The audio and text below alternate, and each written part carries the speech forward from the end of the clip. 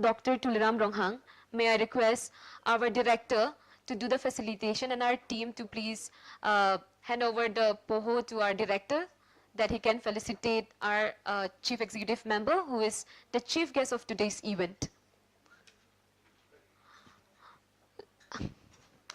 Thank you so much. May I now request Professor Sibasis Bishwas, Pro Vice Chancellor of Assam University, and I would like our team to felicitate Sir as well.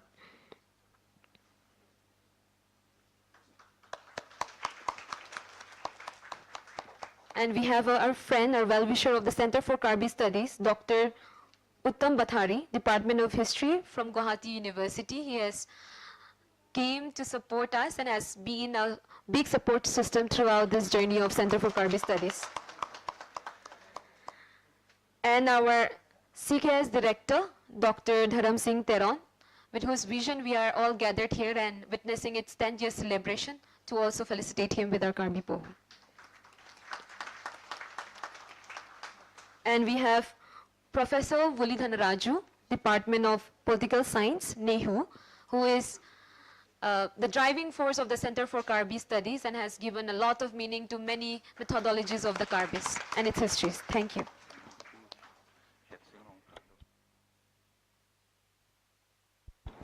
Amidst us, we have Honorable Member of Autonomous Council, Mr. Pubitro Rongpi among us. May I request our team to felicitate MSc Sir, Mr. Pubitro Rongpi. He is a member of Autonomous Council from Nilip constituency.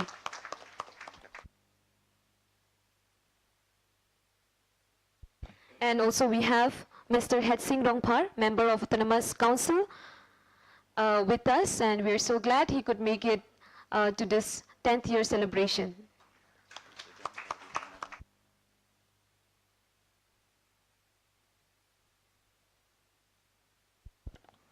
Also with us, we have the President of Karbi Lametamai, the President and Secretary, Karbi Lametamai, to please request our team, sir, if you nanglit tumjong si thurik pulote pangthek jo ekke po.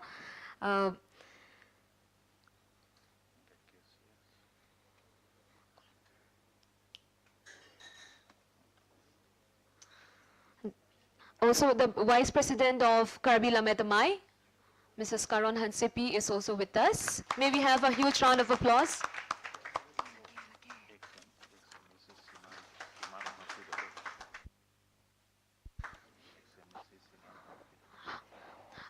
We also have the newly elected President and Secretary of the Karbi Cultural Society, Mr. Hum Singh Bey. May we have a huge round of applause. He is the newly elected President of Karbi Cultural Society, also known as Karbi Jutangasong.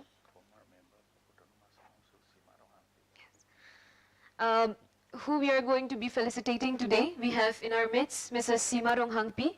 She was a nominated member of Autonomous Council from the year 2019, who we will be felicitating her in the second half of today's session for her achievement and contribution to the Karbi community.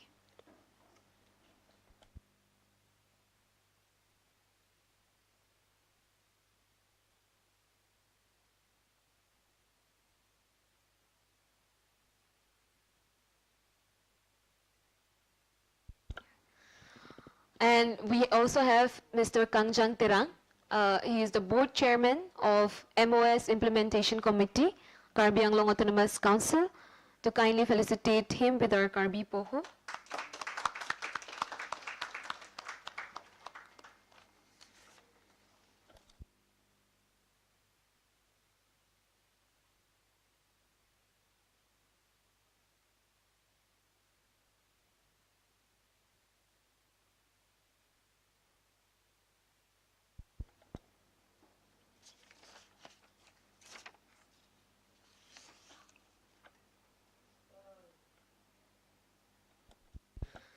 So now we go to the next segment.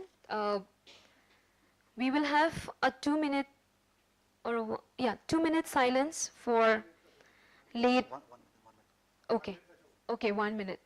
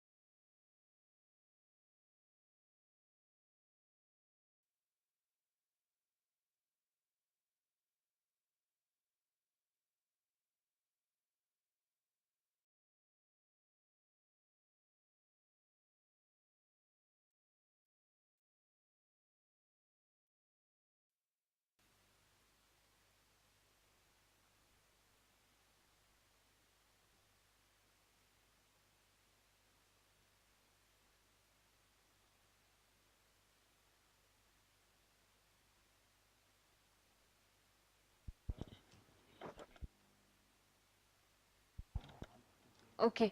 Uh, we have the faculty members from Assam University Diffu campus. If you can raise up, please. So I don't have all the lists, but I think Sir Professor Bikas Chandra Das is among us, and also other faculty members, Jay Koshal.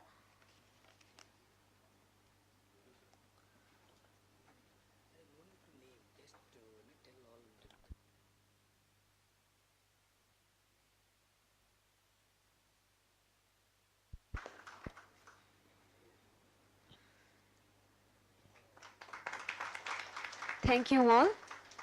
Uh, so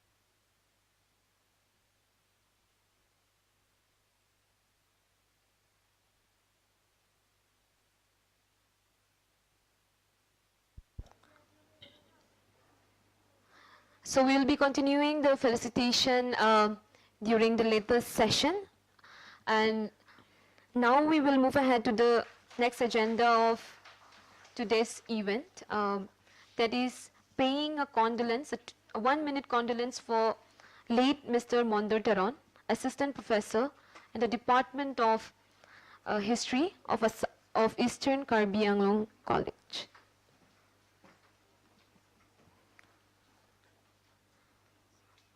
I hope we have kept our mobile and silent. Now time starts. We'll all pray for his soul to be in peace and be with us during the celebration of this, the 10th foundation of the Center for Karbi Studies.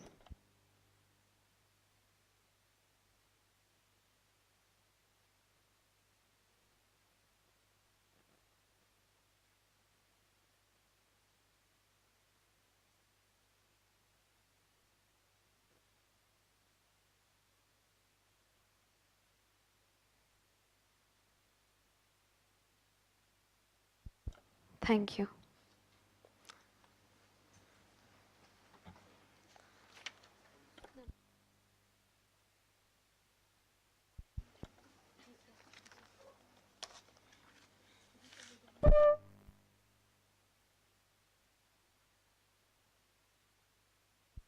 Thank you all. About Mr. late Mr. Mondor Teron, he is a assistant professor in the Department of History at Eastern Karbi Anglong College, who passed away on the 11th of August 2024 at Zion Hospital in Dimapur while undergoing treatment due to cardiac arrest. He has been associated with Karbi Literary Body and actively involved in social cultural activities. Additionally, he worked as an anchor in All India Radio, and his untimely demise is a great loss for our community. I hope his soul is in peace now, and we'll keep praying for his keep praying for his soul to be in peace, and also pray for his family. Thank you. To go ahead with the next session, now I would like to invite Mr. Bilison Terang, a respected Karbi priest, for the Karbi traditional prayer.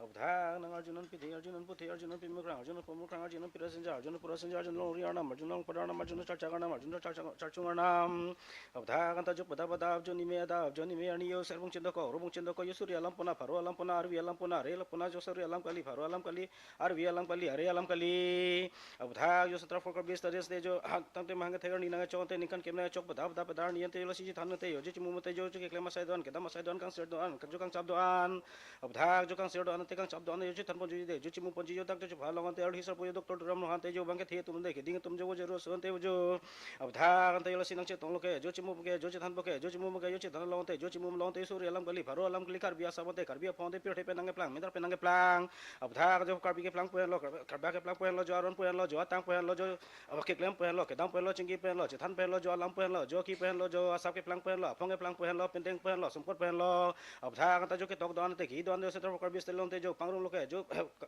जो कर भी आसाम ते जो कर पहुंचता जो पंग रुमदी busy अब धा कते यो के जा बांते डॉक्टर धर्म सिंह सर तंती बंग जा लोके बंग तो लोके बंग ही लोके बंग तो फी बंग ही फी जो फिर ठया दांते में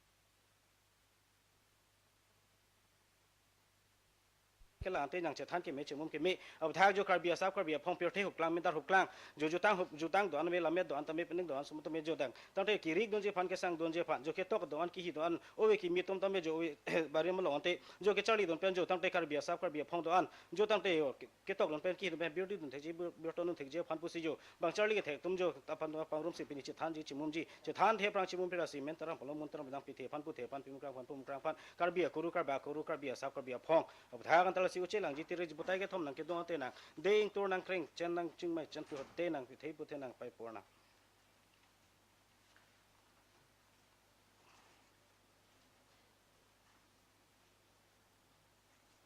dung de de te me pigala butha kan ta jo tang te batai ke thom nang ke don te jo ni tum se than me bo chimu ba kar bia sap kar bia phon te jo de pyo the klam mi dar huk klang jo pyo the ke ru ting mi dar ke ru ting jo nak sik nak rik don po nak sang don po pusien te jo ke tok long te ki long te me ke dam long te me ke ju long te me long ri ka prek dam lo pat ka prek ji der ka prek dam ji butha kan ta jo la si yo de nang lam ki don lam phong don sai da kan te sai phon te batai ke thom pinang dung phi jo lam ki don lam phon sor sar don mor sar don nang sai dak sai phon pon plin ji ho de aroi long chili a jeng long chili Cardo, me pigan sir, dung de derate.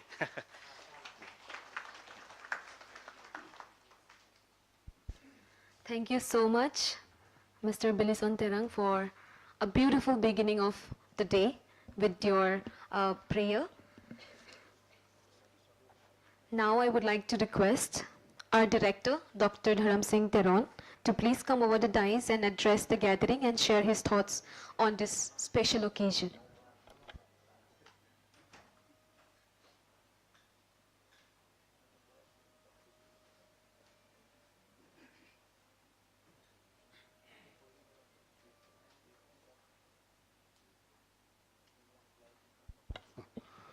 Kardom, good morning to everyone.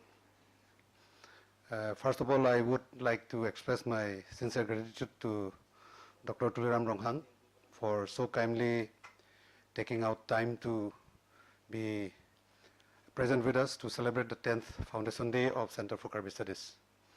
And I would also like to thank all the faculty members of the Assam University Diffu campus who had taken time out to join us, to encourage us with their students. And I'm also thankful to Karbi Cultural Society, Karbi La Meramai, and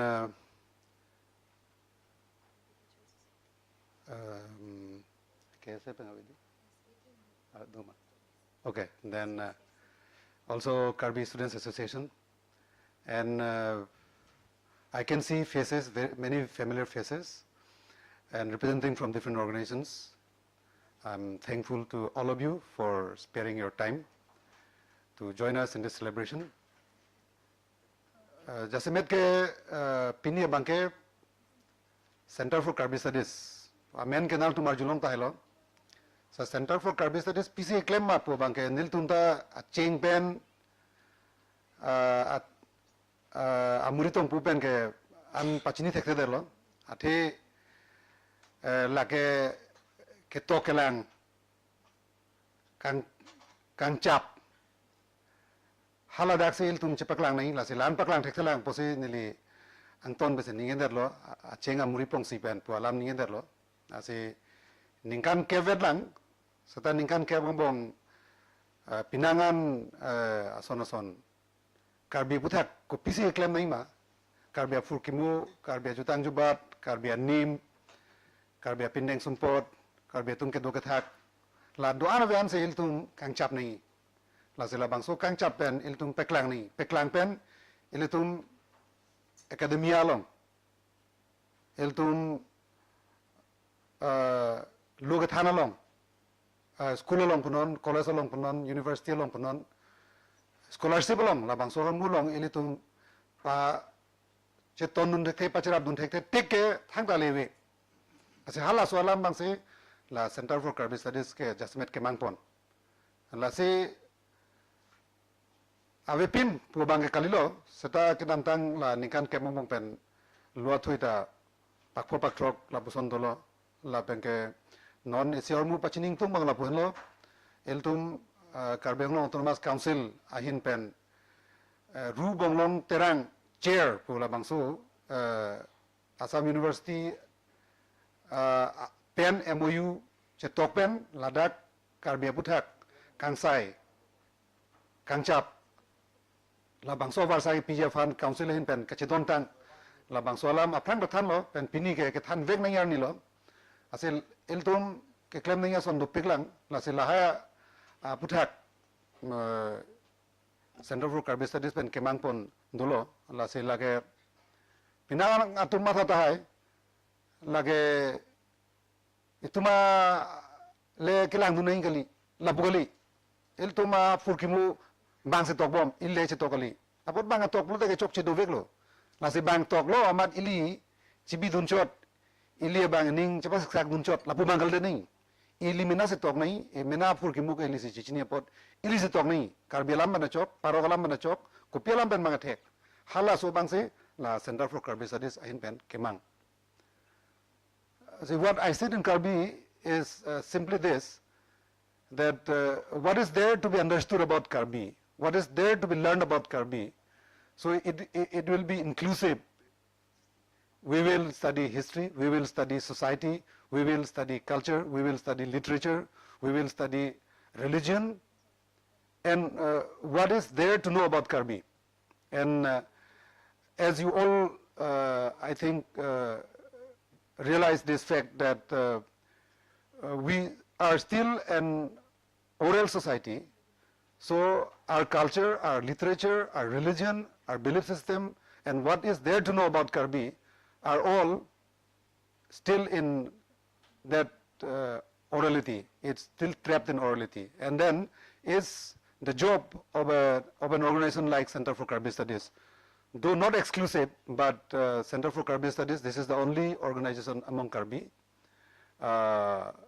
which is dedicated to do this, to integrate Karbi studies with academia and integrate it into the institutions, teaching academic institutions. So this is something which is a very extensive dream, which is a very big dream, but we have crossed 10 years, and then in the past 10 years we have been able to produce books, we have been able to hold workshops, seminars, and inviting scholars from different countries, other than our friends from within India, and we always have this lamentation. We lament that not much of written materials are there, academic written materials are there about Karbi. But if Karbis don't write, then who will write? Because we also are not very satisfied with the kind of writing that is produced by non-Karbi writers, non-Karbi authors. So they will always have problems with understanding Karbi. So Karbis are best suited to write about themselves. And then while saying this, we must also realize that there is always a methodology and there is always a protocol. And the first protocol that any researcher who is not a Karbi coming to Karbi area wants to do research, they must understand Karbi. They must learn Karbi.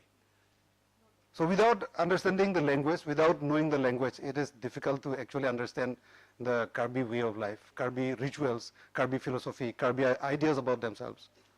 So these are the things that the Center for Karbi Studies has ideated throughout these 10 years. And we are very glad to have you all to be among us to celebrate this journey. And we hope we will get your feedback. We will have your continued support.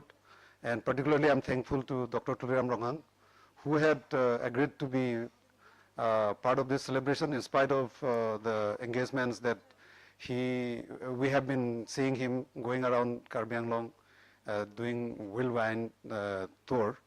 So I'm very much thankful to him and his team for being here. And with this, I welcome you all to this 10th year celebration of Center for Karbi Studies. Thank you.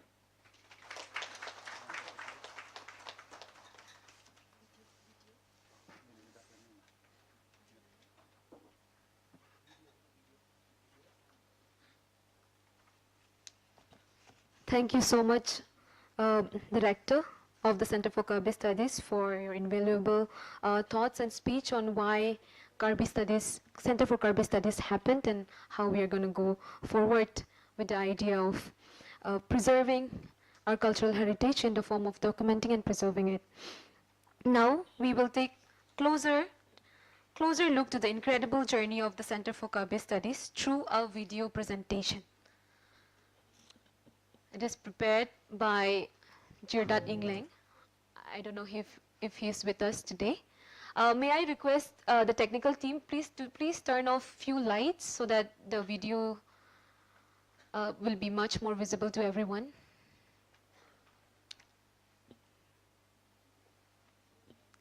Center for Karbi Studies was established on March 13, 2015.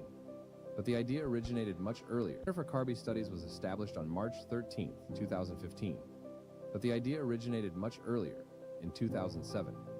It was born out of necessity, the need for Karbis to write their own history, to define their own identity, and to challenge misrepresentations. The Center for Karbi Studies was established on 13th March 2015. The first idea came from Mr. Morningki Fangcho, who is an engineer in the Public Health Engineering Department under Government of Assam, now serving in Karbi Anglong in Hamren. He was the administrator of a blog called Karbi WordPress. Joysing Togbi, another journalist, he introduced me to Morningki Fangcho, and I started contributing to his blog.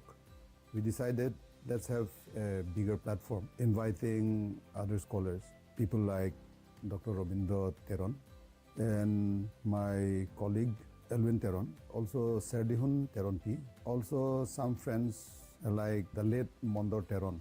We all decided to form the Karbi Young Writers Guild. And the first project we adopted was to publish a book. That's how the first Karbi studies appeared in 2008. From a small group of dedicated scholars, Center for Karbi Studies has grown into a vital academic and cultural institution, bridging the past with the future. As you can see that necessity is the mother of invention. It has become necessary for Karbi nationalist movement to understand why they have been drawn into socio-political movement for a long time. It is necessary to understand various aspects of Karbi society. And CKS has come as a solution, the academic solution of understanding what are the problems of Karbi people. It is intended to contribute to areas. One area is to inculcate interest in the studies of the Karbi society. The other area, of course, is to find solutions to various issues that Karbi people are facing. So when we talk of Karbi studies, it's a wide-ranging, multidisciplinary approach to understanding the Karbi society as a whole. We need to understand our culture, how it contributed to our growth, our history. We need to understand our political history. We need to understand our economic history, economic potential. We need to understand the impact of socio-economic innovation that is coming across the nation. And this is what is intended for Center for Karbi Studies. Over the years, Center for Karbi Studies has not only documented history, but has created a platform for young Karbi scholars to take ownership of their narratives. It has encouraged research, published books, and fostered academic collaborations. Despite being a nonprofit organization without regular funding, Center for Karbi Studies has thrived thanks to the dedication of its members and the support of the Karbi community. Karbi Studies stands as a beacon for future generations to document, to question, to preserve, and to shape Karbi knowledge. 10 years is just the beginning. Together we build the future. May we have a huge round of applause for this video made by Jirda Dingling. Moving into the next segment, I would like to request Klirka to come over and read the citation for our chief guest, Dr. Tuliram Ronghang, the Chief Executive Member. And may I request Sir CEM Sir to please come over the dais, as we would want to hand over our citation as a token of love from the Center for Karbi Studies before the start of his speech. Dagwa yung sir, la citation bang will be reading by Klirka. Klirka, you can read it from there. Stand here.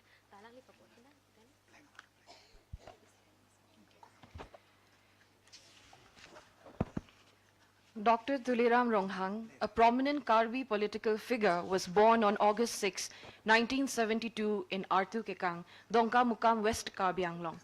He has consistently demonstrated a strong commitment to the advancement of his community, serving as the Chief Executive Member, CEM, of the Karbi Anglong Autonomous Council, KAC, since October 24, 2013. His continued leadership, marked by consecutive terms beginning on July 7, 2017 and June 23, 2022, underscores the significant trust and respect he holds within the Karbi Anglong region.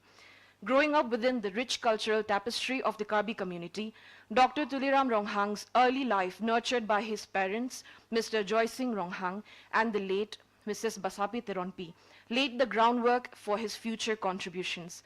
He pursued his education with unwavering commitment, beginning at Dongka Mukam High School and continuing at Hojai College. This dedication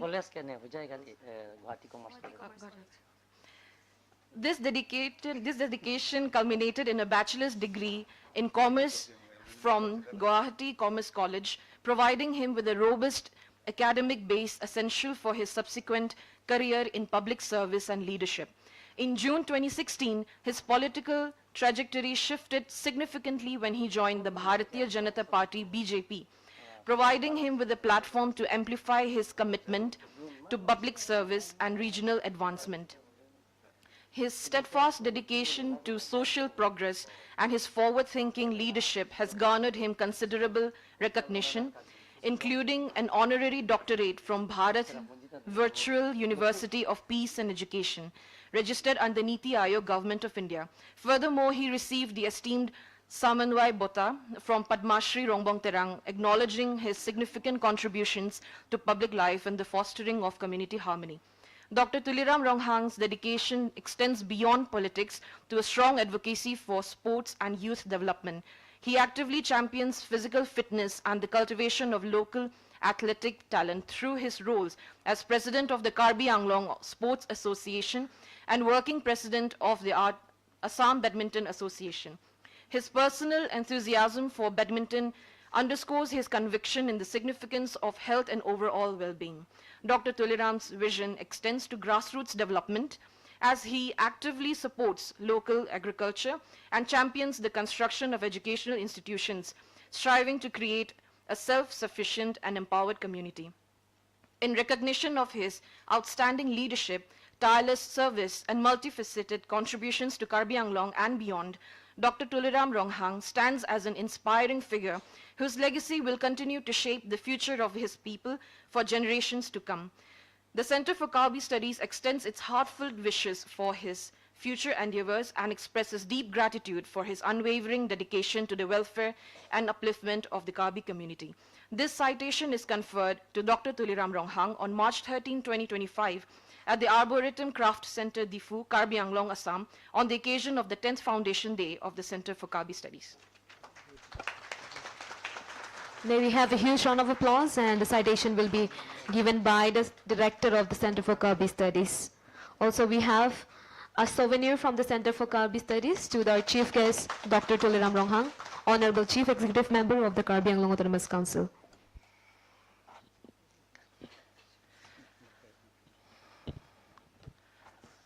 Good morning to you all.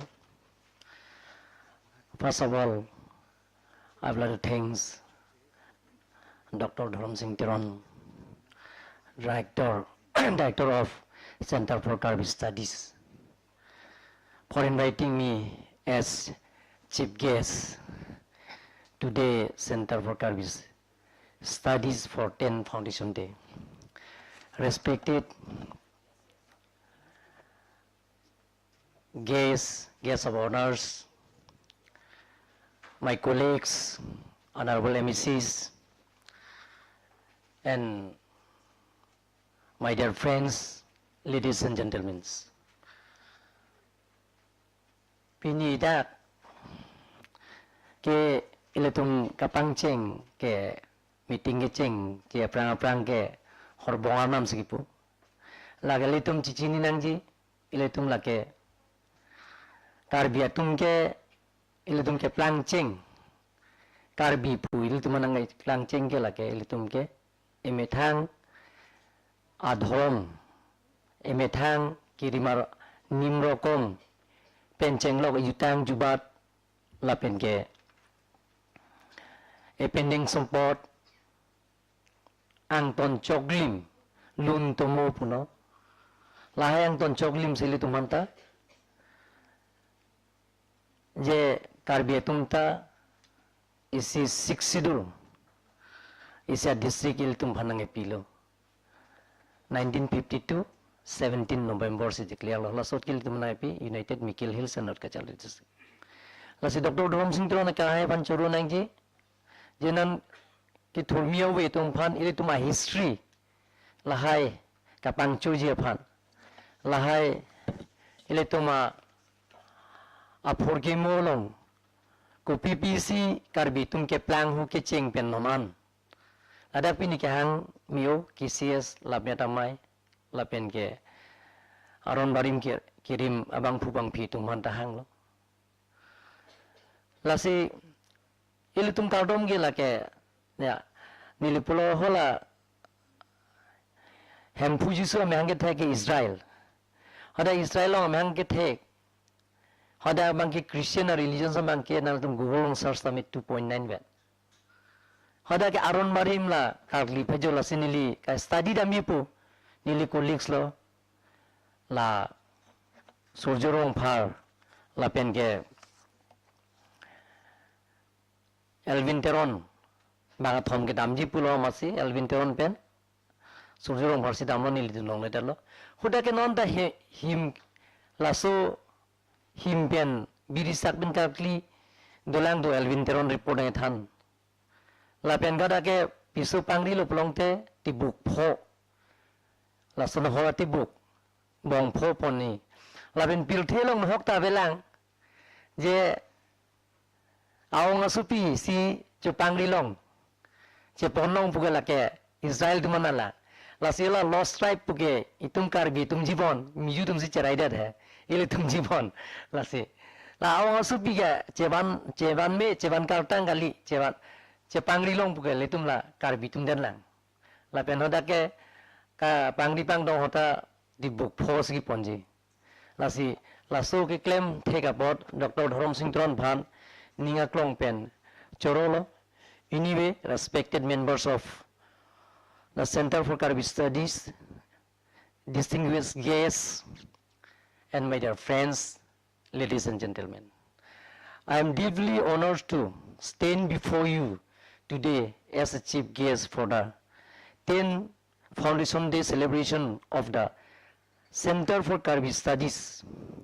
On this momentous occasion, I extend my heartfelt congratulations to each one of you for a decades of unwavering dedication towards documenting, preserving, and promoting and rich culture heritage and traditions of the Karbi communities. As I reflect on the remarkable work the center has done over the years, it is an evidence that your efforts have not only contributed to preserving our cultural identity, but they also strengthen the same of the pride and unity within our community. Your commitment to the oral history and the traditions and the vibrant legacies of Karbi people is a truly inspiring. I am also pleased to announce today, as part of our ongoing support for the center, a noble cause that I have allocated 25 lakhs as the upcoming budget Karbi Autonomous Council to the further support and enhance the activities of the Center for Karbi Studies. This allocation will help and ensure that the invaluable works you to continuous flourish and reach even and greatest high and the years of the come. Sitala 25 lakhs ke dor deta hai sita mo unan ke nang cherapun bombu fusinili lam chakna pila. The center works is not just about preserving that past, that about us shaping a brighter futures of our community. It is through the individuals like this that we can ensure that Karbi communities remains a become of the culture, knowledge and pride. Let us continue to work together in strengthening our share legacy and building a future that reflect the richness and beauty of our heritage. Once again, I offer my deepest gratitude for invitation to be part of this special day. I look forward to the continued success of the center and the lasting impact it will have to generation to come. Lasikadowa vidak specialist the university students in the pick, organizations in the pick. Na tum bhana chunuriye bangke ye ladagle tum laso Center for Karbi Studies long cooperation do na ano tinta apang nilikidum cheng school ke topi nilai ke long pho throw back to school loksi kidum cheng ke sojong dom ba school lo laso phi bangke hodak bandana kaju father Joseph pudo ni tuma father hola bangke father si bang foreign on se la da ke father Joseph hala so a father si bang khai si ilituma alama dictionary ke tok la da non da doji bon la so dictionary la si karbi pen english si alang li ke tok father Joseph la so la pen ke bang thulo ni liako serapunji la nisima tum gitu na school hoda ta serapunji tu adum lang dak ningkani ni serapunji ningkani ni hojai don basko ningkani dopik ni like hoda hojai don basko long dai nora fathers akola sok karbia history ke tok ko da sia books tek dam long la si non ilitum wikimia tum tame non la dr dhom singh tro na ke hai ke japon center for karbi studies along along tinta cooperation support na ji la si juning rilo lastly once again I would like to thank Mr. Dr. Dhom Singh Tiron for inviting me as chief guest to the function and conclude my speech. Thank you to all.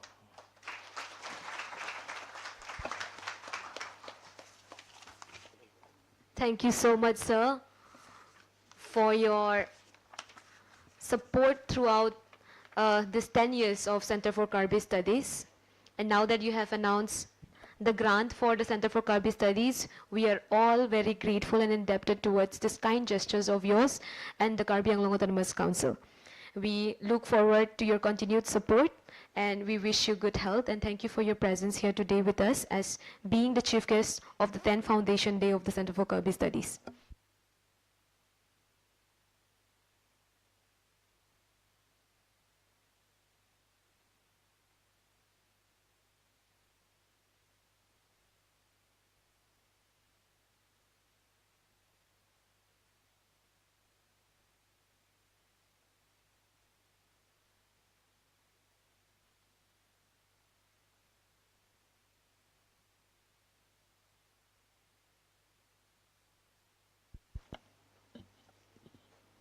So going ahead with the agenda, now it is going to be a book release. The book named Dharam Singh Teron's Idea of Karbi Studies, authored by Professor Vuli Dhanaraju and co-authored by Mr. Theyang Teron. To do this honor, I would like to request Mr. Dr. Tuliram Ronghang to kindly release the book in front of the audience today on this occasion of the 10th Foundation Day of the Center for Karbi Studies. Also, I would like to request Professor Sivasis Biswas, Pro Vice Chancellor, Dr. Uttam Bathari, Associate Professor from the Department of History, Guwahati University, the Director of Center for Karbi Studies, Dr. Dharam Singh Teron, and Professor Vuli Dhanaraju to please join in releasing the book. And may I request Professor Vuli Dhanaraju, sir, to help. So before the release, let's all raise up and cut the cake prepared by Ms. Velir Rongchai Chupi. And the cake is on the occasion of the 10th Foundation Day. May we have a huge round of applause as our chief guest is cutting the cake of today's special occasion.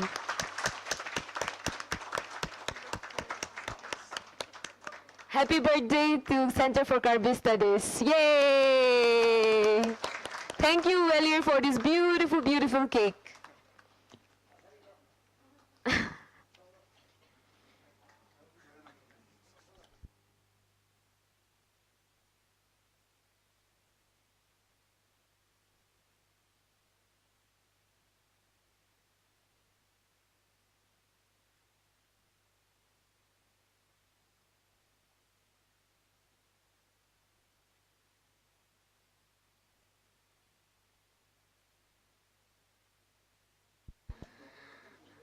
Now we will go ahead with the book release.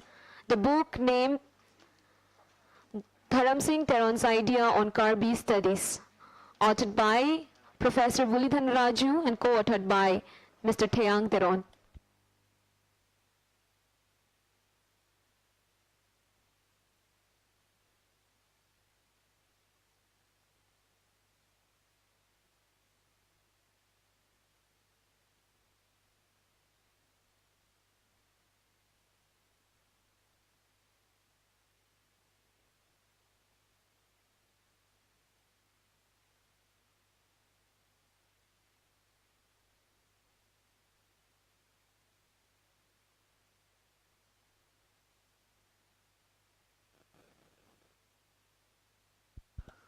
Thank you so much, sir. The chief guest, Dr. Tuliram Ronghang, for inaugurating the book, Dharam Singh Theron's Idea of Karbi Studies.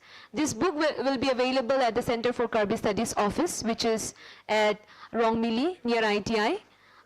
It is the ITI road, and basically the residence of our director, Dr. Dharam Singh Theron. So whoever wants the copy, you will get it there in a week time. And the same book discussion will be held right after, in few minutes, right after the Foundation Day lecture by Dr. Uttam Bathari. And without any delay, I would like to request Dr. Uttam Bathari, the Associate Professor of the Department, from the Department of History, Guwahati University, to please come to the dais and grace the event with the lecture. Thank you.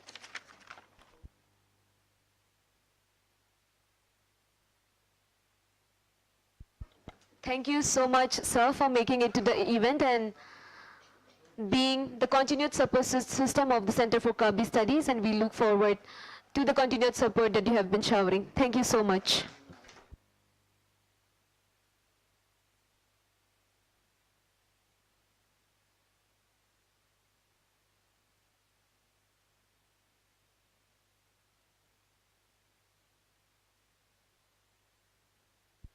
Now I would like to hand over the mic to Dr. Uttam Bathari for the Foundation Day lecture. Thank you.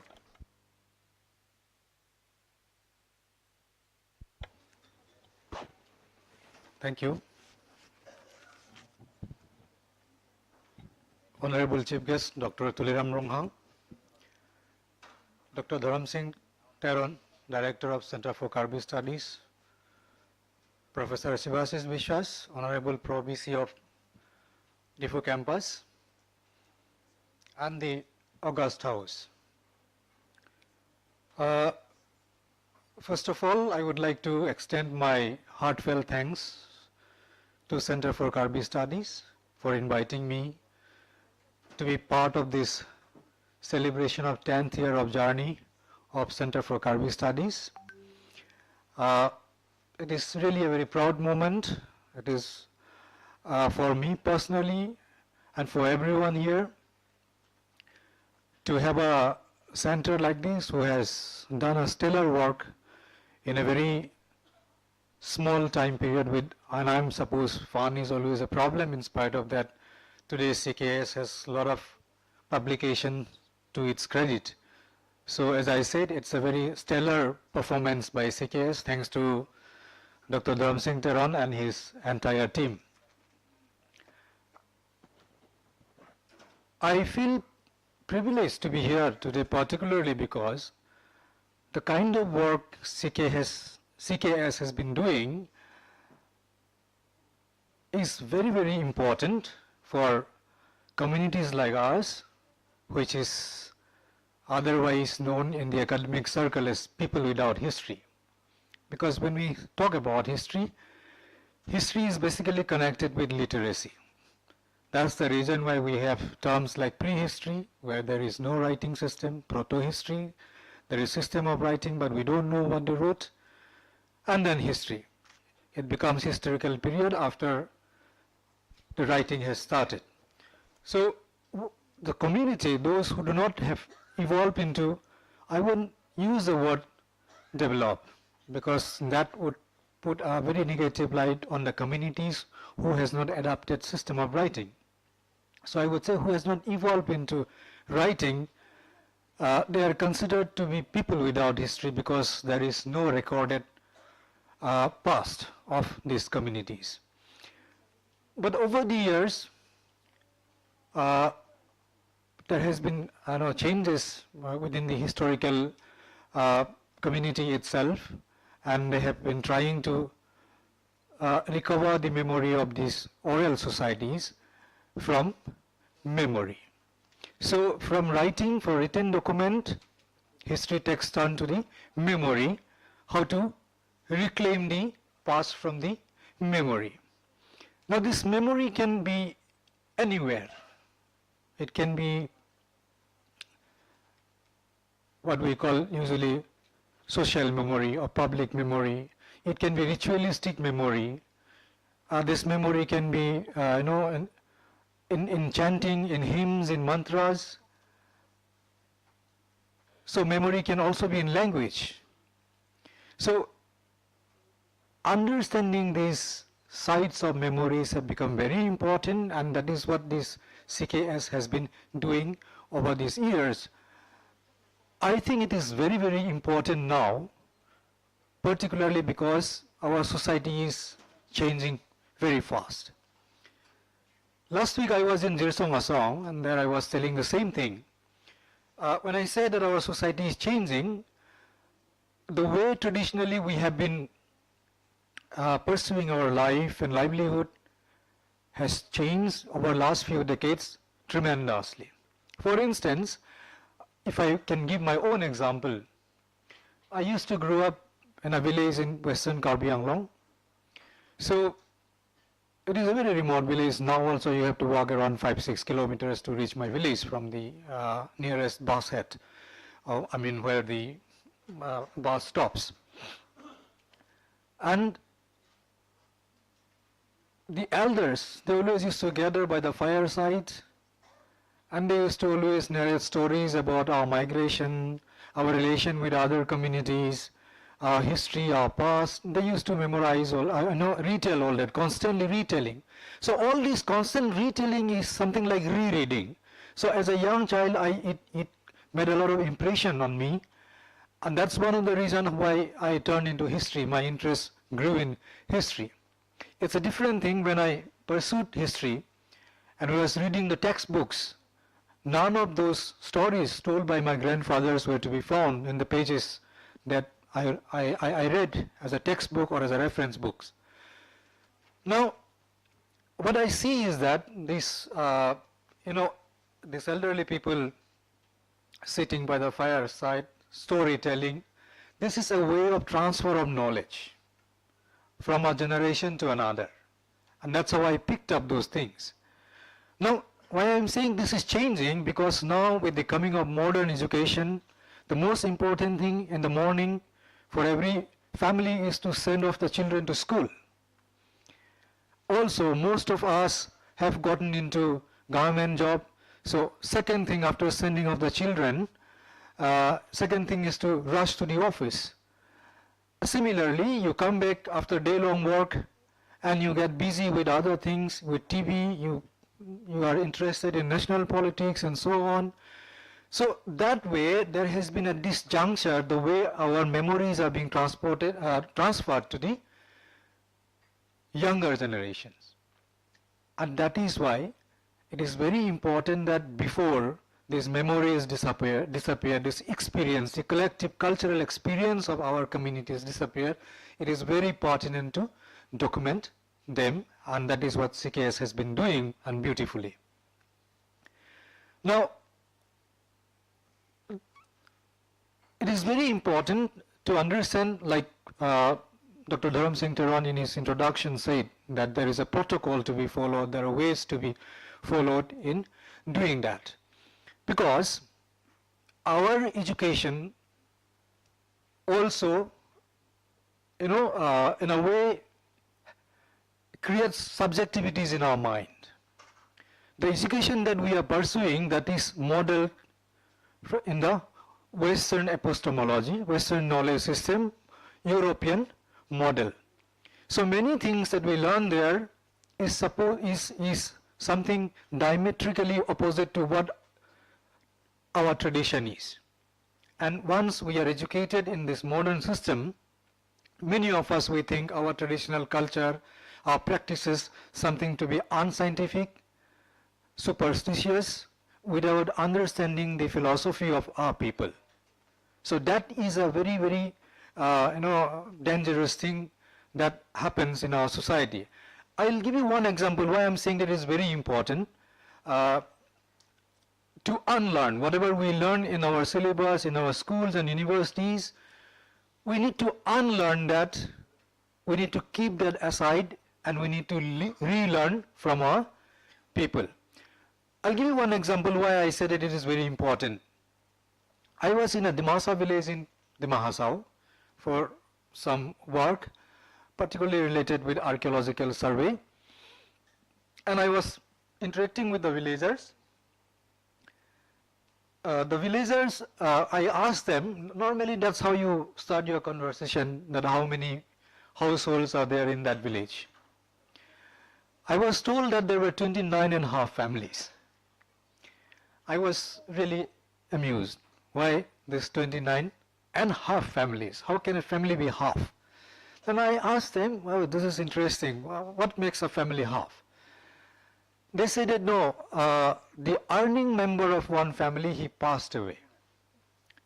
So immediately, my academic, the education in the university, what made me think is that, oh, this is a patriarchal society.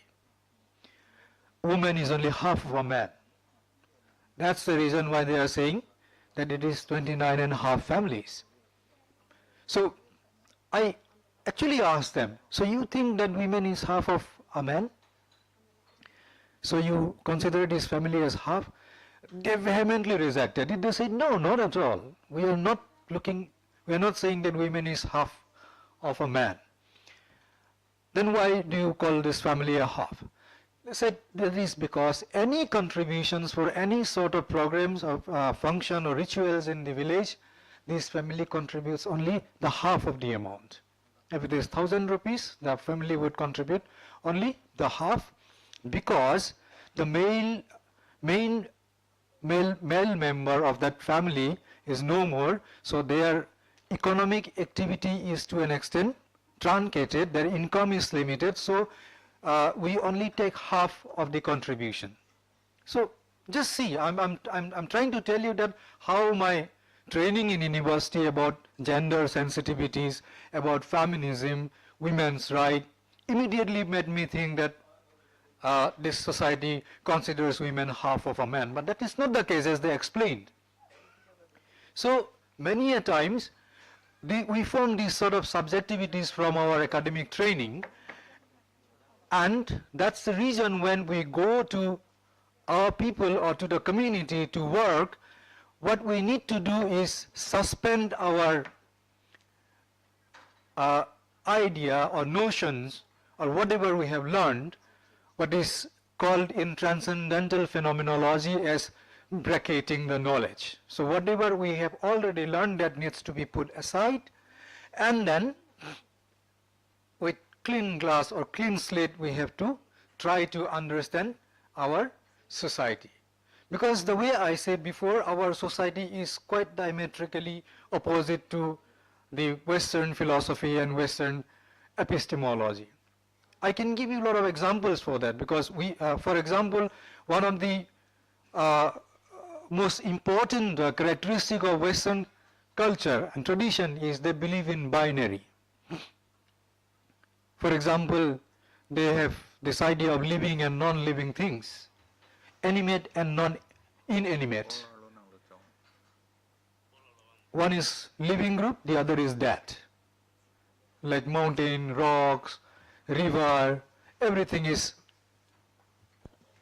dead for them. Whereas in our society, we do not have such binaries. We do not have any division between living and dead. For us, everything is living. That's the reason why we worship the tree, because we feel there is a spirit in that too. We worship the forest, we worship the mountain, we worship the hill, we worship the river, because we feel there is life in that too. We even worship stones, because we do not make such a division between living and non-living. For us, everything is living. So that likewise, there are many ways our society is very, very different from Western society. For example, space. In Western society, space is absolute. Space, I am not talking about this space, this outer space and things like that. I am talking about place or space. So that is absolute. It is isometric. It is absolute. It is independent. You cannot do anything about it. It does not change. It is there and it is there, right? But that is not the case. I'm not saying that the entire Western society thinks like that. Philosophers like Henry Lefebvre, who is a French Marxist philosopher, he has said that space is culturally produced. A particular society looks at space differently. So similarly, if we look at our traditional agricultural field, particularly the Jhum field, we know that we cultivate in a particular plot of land, we clear the jungle, we clear the forest, then we start cultivating there for a year, for a 2, 3, 4, 5 years, maybe 7 years, till the productivity of that particular farmland is not equivalent to the labor used in production. So the moment they realize that the production is going down, they go back to site B, they clear the forest there, and they start cultivating there for a period of time. If it is then again exhausted, then site C. Now the point is, what happens to site A and site B when they move to site C? The site A is subsumed by the forest again, with different sorts of growth, jungle growth and everything. It is subsumed by the forest. So there is no difference between an agricultural field and the forest in that sense, and only difference is the difference of time frame, right? So space, the space that we look at, the farmland, the Jhum land, after a few years it will become a forest, and then again after say a decade or two it will become a farmland. So it is a continuous process. So idea of space is also very, very nuanced in our society. And if we can, I can extend it, I can say that even kitchen is an extension of agricultural land, because what is grown ultimately ends up being in kitchen. So the reason why I'm saying is that we do not have this very marked boundary of living and non-living. Even the idea of space and time is always nuanced in our society.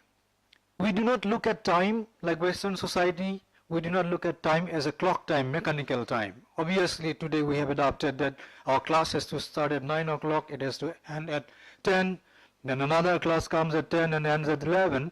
So that makes mechanical. But if you look at traditionally, our time is not that mechanically used in our society. And that we can see from the terminologies that we use. In my Dimasa language, I don't see any word for future. We have word for the past. I think it is the same even in the Karbi language, if I am correct. We do not have any term for future. Yes, we have term for tomorrow, next month, next year, because we know this is specific. This change is specific and certain. So what is very certain, that is imperative to us, it is important to us, otherwise it is not important. But past is very important for us, because time, unlike the Western society, in our society in Western society time moves to the future. But in our society, traditional society, time moves to the past. Because the talk that I am delivering right now, after 10 minutes, it will be a thing of past. The act of delivering this lecture will become past after half an hour or after 1 hour. So, time in that sense is nothing but event. So where are these events going? These events are moving into the past. Events are moving into the past, and the past is, that's why, more meaningful, because it is humanized. It is full of events. But what is not humanized yet cannot be important for us. So this is just one example why our society is very, very different from the Western society. The way we look at space, the way we look at time, it is very different. So we need to be very cautious when we go to our people and try to understand from them, relearn from them. First we unlearn and then relearn. And this in relearning process, I would agree with Dharam Singh Teron, the language is the most important thing. Because language is the carrier of memory. It is the cognitive expression of a culture. Whatever a culture cognifies, that is expressed through language. our mind, our whatever we think, whatever we perceive and conceive, that is expressed through language. So it is a carrier of memory. I can give you one example how learning language is very, very important, and how one word can give you full insight into a particular group of people and particular society. An example is from my own community. We call the jungle as Hagra. I've shared this at many places. We call it Hagra. Normally, when we talk about jungle or forest, our idea is that forest is a wild space. It is full of fierce animals and malevolent spirit and things like that. So it is very scary. It presents a very scary picture. But if you look at the terminology in the Masa, Hagra, it totally changes the entire idea about the forest. So there are two syllables here, Ha and Gra. Ha means land, Gra means elderly. So Hagra is elderly land. The idea is that it existed before us. It is elder than us. And we go there, we clear it, we build our houses, we make villages there. Then we also take out space for cultivation. That feeds us. It feeds our animals, our livestock. So everything is dependent on the forest. So it is elderly. So the moment we look at the forest from this lens, the entire worldview of the Dimasa society comes out. That it does not create this binary between the living and non-living, human being and non-human being. So it looks everything as a relation. It relates to each other. There is this relatedness in this whole concept. So there is reverence, mutual reverence. I take from you and I give it back to you. And I'm not alone. So this is just one example that how language can help in unveiling the worldview of a particular community. I think a few months back I spoke here regarding the Kapili River, how the understanding the name of Kapili River can actually help us in understanding the peopling of Kapili River Valley. Because Kapili is a Jaintia name, and I grew up among the Karbis, so I knew that Karbis always called it Kapili. And Dimasas call Kapili as Langklang. Lang is Karbi. We all know it. If Dimasas had given the name, it would have been Diklang. Probably. We can just conjecture that. So I won't go in detail about it. So what we can understand from there is that maybe Karbis were the early settlers there. Then Dimasa came later and they picked up the name from the Karbis. Then Karbis probably would have somehow, for some reason, went under the Jaintia rule, which we know from Karbi social memory, and that's why Karbis adopted the Kapili name from the Jaintias, but the Masas kept the name alive. So these kinds of gives a very, very fluid sort of situation where ethnic boundary is not as ossified or as strong as that we understand today. So that gives us a scope for further understanding that then if ethnic boundary was not as rigid as it today, in the olden days, what are the reasons that today the ethnic boundaries have become so rigid? So it gives us a cue to further investigation to this kind of problems that we are having today. So it is very, very important that we diligently follow this sort of protocol while doing our research in our community. We must keep our eyes and ears open, because when we are talking about orality, spoken, it is also about orality, hearing. What is spoken can only be perceived and conceived through hearing. That is the reason why Veda was called Shruti, because Veda at one point of time was orally recited. And what is orally recited, it is heard. That's why Shruti is hearing. So what is oral, what is spoken is also about hearing. So one must keep eyes and ears very open. That's why they say that innocent eyes and innocent ears don't see and don't hear anything. So you have to adopt something again, what is called in transcendental phenomenology, a presentation. A presentation means what is presented to you is not the whole. There is more beyond that, what is presented to you. For example, if we look at the house, if we look at the front side of the house, we see only the front side of the house, but we understand that there is backyard, there is kitchen, there is bedroom, there is sitting room, lounging room, things like that. So what is presented to us, we have to go beyond that. What is spoken to us, we must understand beyond that. So we have to be very careful in reading, and very careful, the way we are careful in reading text, we also have to be very careful in listening and analyzing what is spoken to us. So I can go on and on, but I won't take much time. I think I have taken enough time. I once again would like to congratulate the CKS for their stellar contribution in the Karbi studies, and that has also been inspiration for many people across the state. And I'm really thankful that you have invited me and given me this opportunity to share my few thoughts with you. Thank you very much.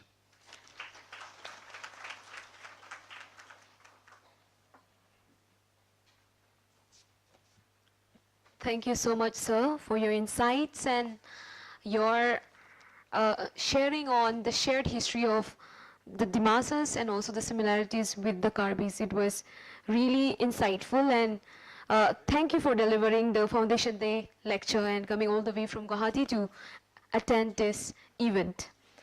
Can we have a huge round of applause for Dr. Uttam Badhari for his insightful thoughts on the Center for Karbi Studies and also his interest in the research. We are very sorry, during the first half, we forgot to mention many of the dignitaries present here today, and we have invited them personally to be a part of this.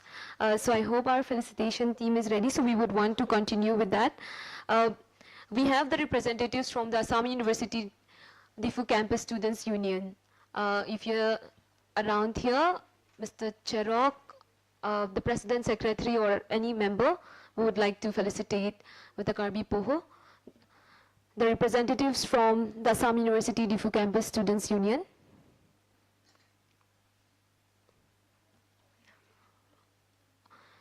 Okay. We also have the President of Karbi Students Association, Mr. Mirjang Kro, amidst us. I request our team to please felicitate him with our Karbi Poho.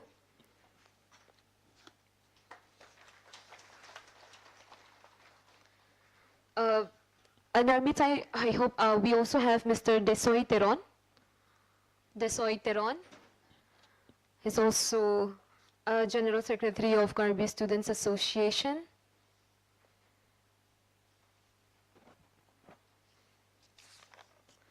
And we have the representatives from Greater Guwahati Karbi Students Association, the President himself, Mr. Sengkan Hanse. Go this side, this side. Sengkan.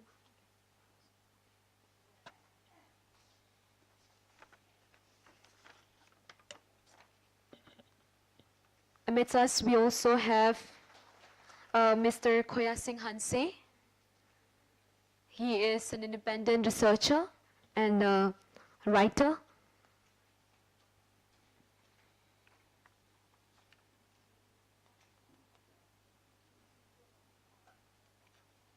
We also have Mr. Bhoben Borua.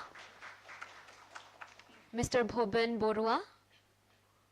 He is a freelance writer and has been a good friend of the Center for Karbi Studies for a very long time.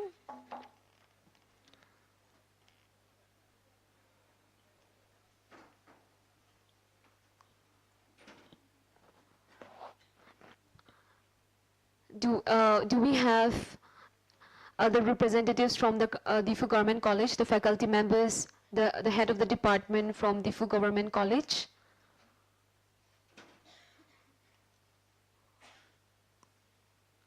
And all the HODs of Assam University Diffu campus, I hope the felicitation is done. If anyone is yet to be felicitated, may I please request to please raise up from Assam University Diffu campus, the head of the department of all departments. Also, we have the representative from Jambuli Literary Foundation. He is also the Assistant General Secretary of Karbila Metamai, Mr. On Teron.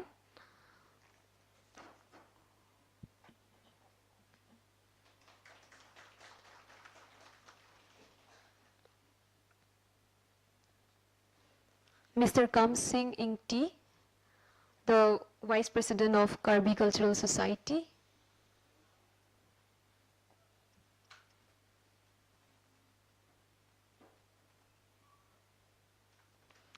Mr. Daniel Bay, Secretary in Charge, Literature, Karbi Cultural Society.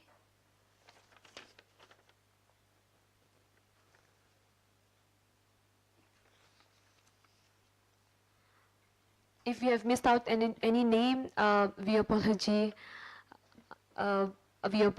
for that, but I hope we could do the honor to the dignitaries present here. To everyone who we could not, it's not that you are anything less, but this is just short of our felicitation kids. Going ahead with the session, now it will be a book discussion. The book named Dharam Singh Teron's Idea of Karbi Studies, authored by Professor Vuli Dhanaraju and co-authored by Mr. Theang Teron. So it will be the speakers we have, Professor Sivasis Biswas, Pro Vice Chancellor, Assam University Diffu Campus, and from the Department of English, Assam University Diffu Campus. He's already present there in the chair. And may I request Professor Bikas Chandra Das to please join our Pro Vice Chancellor, Mr. Professor Sivasis Biswas. And may I also request Mrs. Serdihun Teronpi, Assistant Professor, Department of English, Diffu Government College, to please join in the book discussion. And it will be moderated by Professor Vuli Dhanaraju, Department of History, NEHU.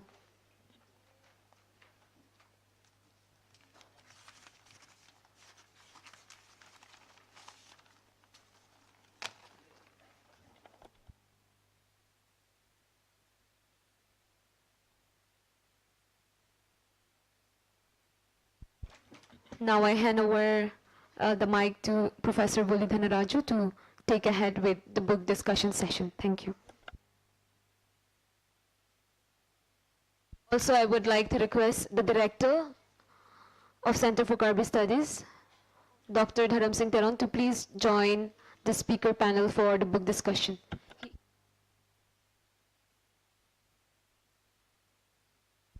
Also request Mr. Theang Teron to join the discussion as he is one of the authors of the book.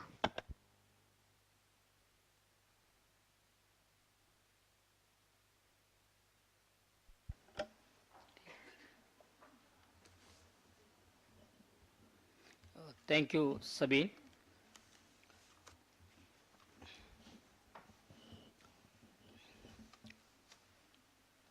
It is immense pleasure to be part of this book launch and discussion. The title of the book is Dharam Singh Teron's Idea of Karbi Studies.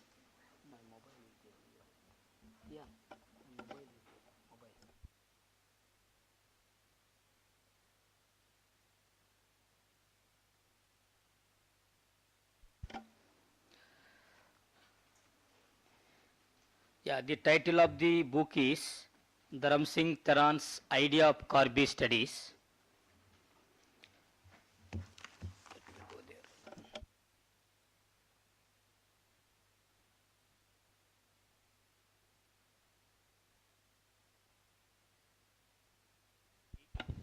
when you look at the title shows what is the significance of this book and relevance of this book. So before going to start with discussion, let me give you brief introduction about this book.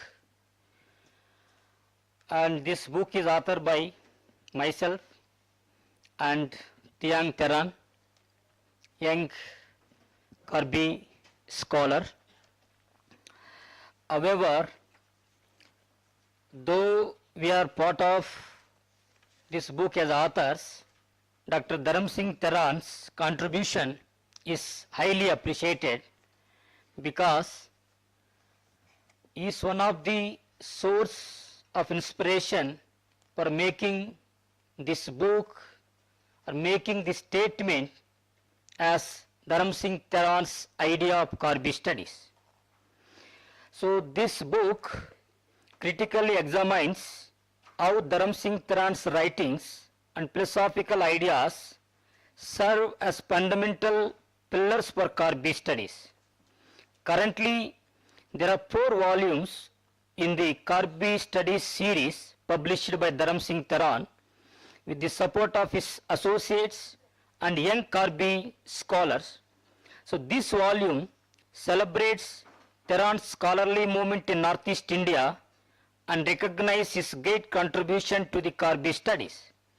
His contribution in the field of Karbi studies are highly instrumental and pose a challenge to conventional scholars or so-called intellectuals.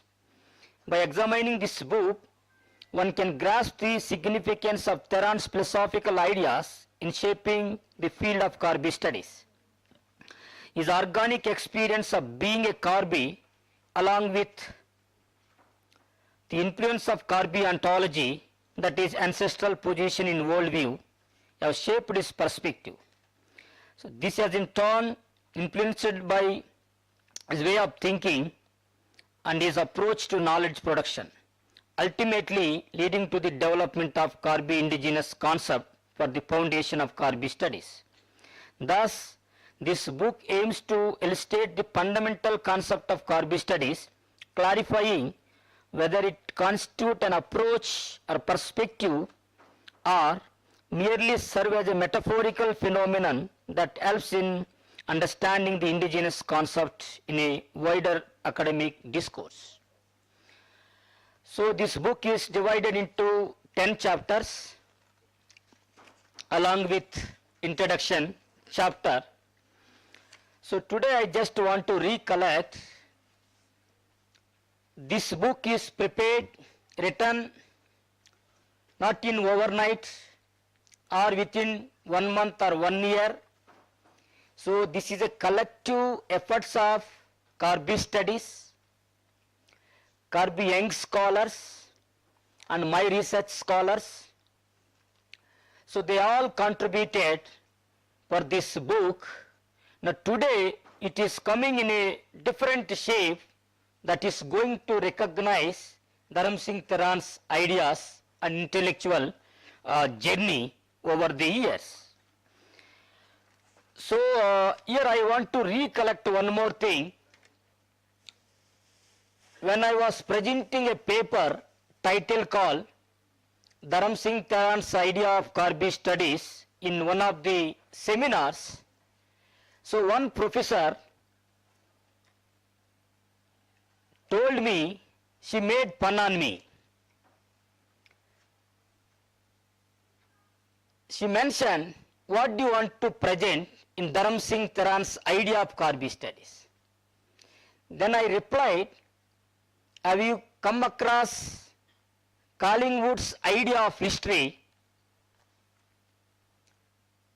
Or there are so many philosophers, so many intellectuals who develop the ideas in a particular discipline. So if you are not clear with those ideas, you please join us for the presentation. You will be able to understand what is Dharam Singh Teran's idea of Karbi studies. Even Sir also experienced with same kind of responses by non-Karbi scholars when you use the word Karbi studies.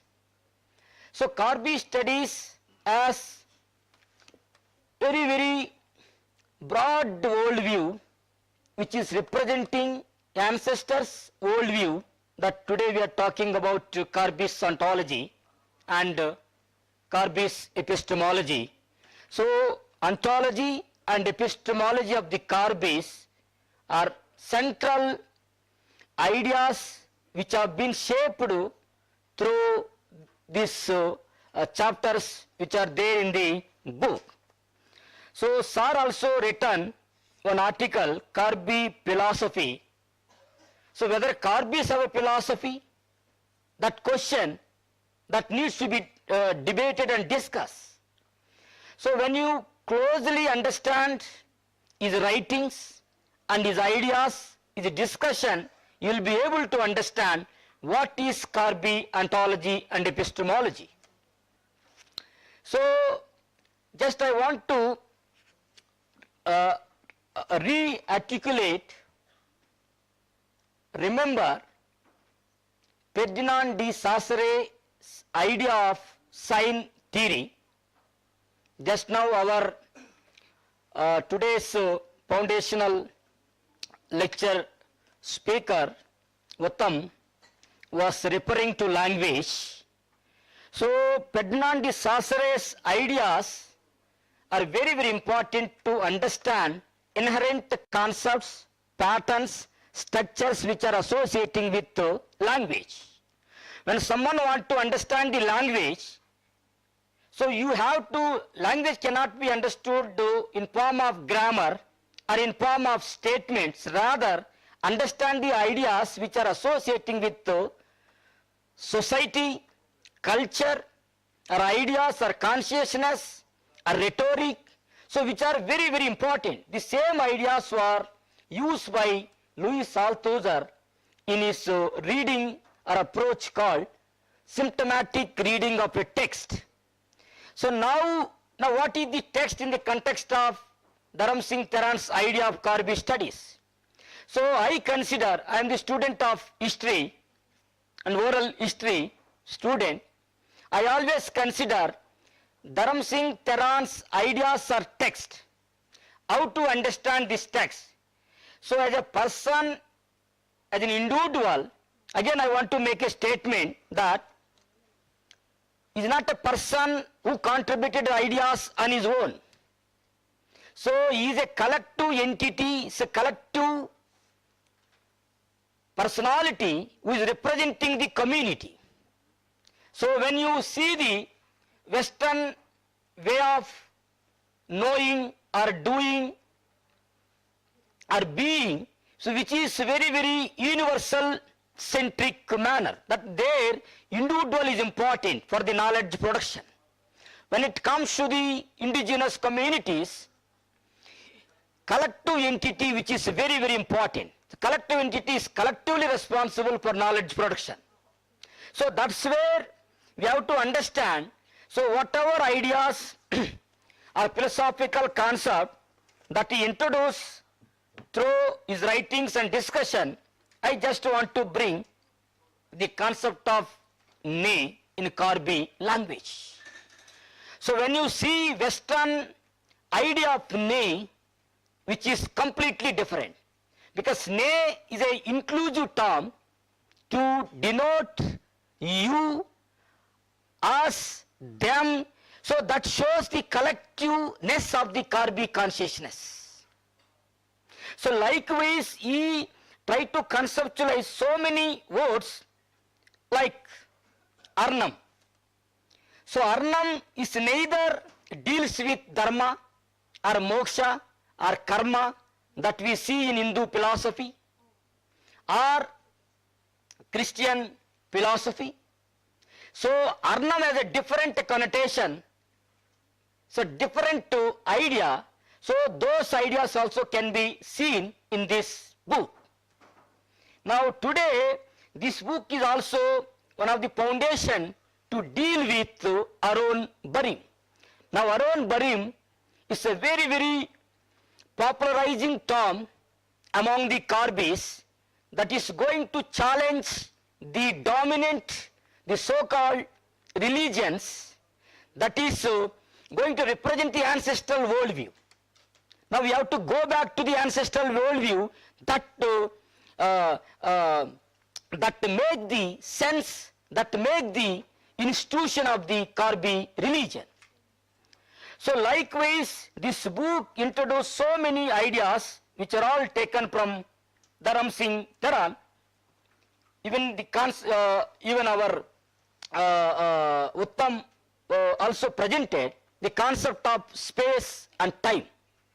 So when you see the Karbi's idea of space and time,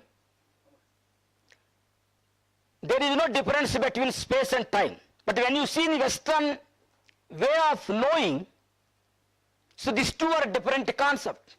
When it comes to the ancestral view of Karbis, space cannot be separated from time. Time, again within the time, there is no difference between past, present and future. So they use all these ideas in a very collective manner that shows the Karbi ontology is completely different from other ontologies.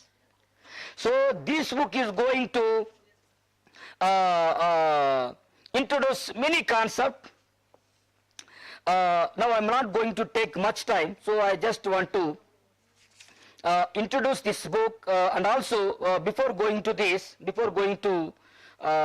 book discussion, I would like to invite Tiang first, then Dr. Dharam Singh Dharan. So after that we will go for the book discussion by three eminent scholars presented here. So now I request Tiang to present his insights on this book.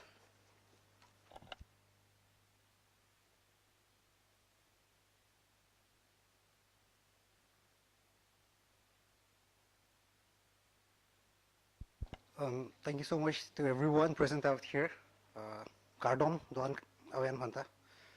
And regarding the book, I think Professor Woolley has already pretty much laid the foundation for what we have been working on. And as per my understanding, I think it's a huge undertaking because as a child, like I've seen my father work on documentations and collecting data about the community, and finally over 20 years of time, like we have finally come to this, how should I put it, come to this point of time where things are actually working out because of all the knowledge production.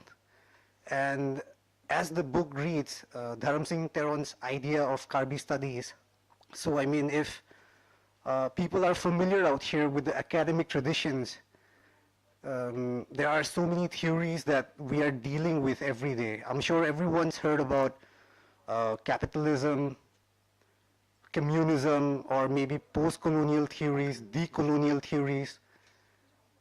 So Karbi studies would be a step forward to forming a new way of looking at the Karbi way of doing, be it identity, language, and through this book at least we are trying to lay a foundation actually, or let's say the building blocks of how to understand ourselves. Because now if you look at the Western philosophies, they have all the methodologies and the theories that they need to understand their own society. So Karbi studies in a way is actually a way of deconstructing the Western way of looking at ourselves. It's more like we are creating our own narratives and using our own stories to understand ourselves rather than just taking in the face value external concepts. For example, Mikir. I think everyone's familiar with the term Mikir, and it is an external label that has been imposed on the Karbi people. And interestingly, even in the Constitution of India, you'll find that there is no word other than Mikir to understand who are Karbi people. So I think this should be a reminder to everyone out here sitting.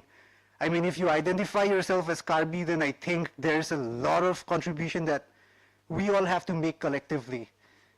And Karbi Studies is just one avenue, it's just one step to push the envelope of creativity and using our own cultural artifacts, be it stories, songs, riddles, metaphors.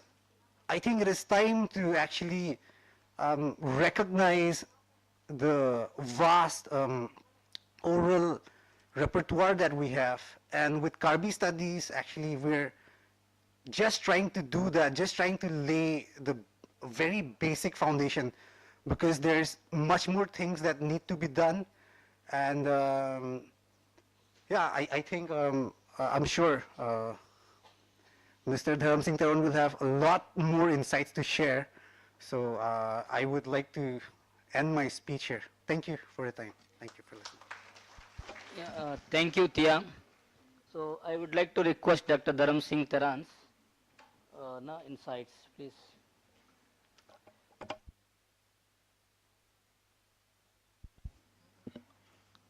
Pardon to everyone. Dr. Wuli. Actually, I'm talking about myself. That's a little awkward for me. But then, whatever already Wuli and Thiang had spoken, I think the audience has got some clues how to approach the book, or what are the approaches in the book. Nili karbila masih pangcing po. Jasimet ke itum kining dia lama lo masih itum a filosofi karbila men putong pupones tan nili pugang tung bang ke lama mungan ke iltum kining dia lamong situ. Non pulonang I have talk about time. Itum ke time afan ke por busik por ke karbilam kali. La bangke pulonang jong si kona pa sige bang mapulang namnu pulong te cumang atung pendong ke endunu ne mante kacari tumlong pendong ke endunu la putekte. Say when you talk about time in Karbi, I'm just giving one example. Time is not like what you normally understand in a very Eurocentric sense. There was a past, this is the present, and the future. In Karbi, it doesn't happen like that. Uttam Bathare had also said something like that. He said in Dimasa, there is no term to call a future. So what do we make out of it? So the philosophy lies there. In Karbi,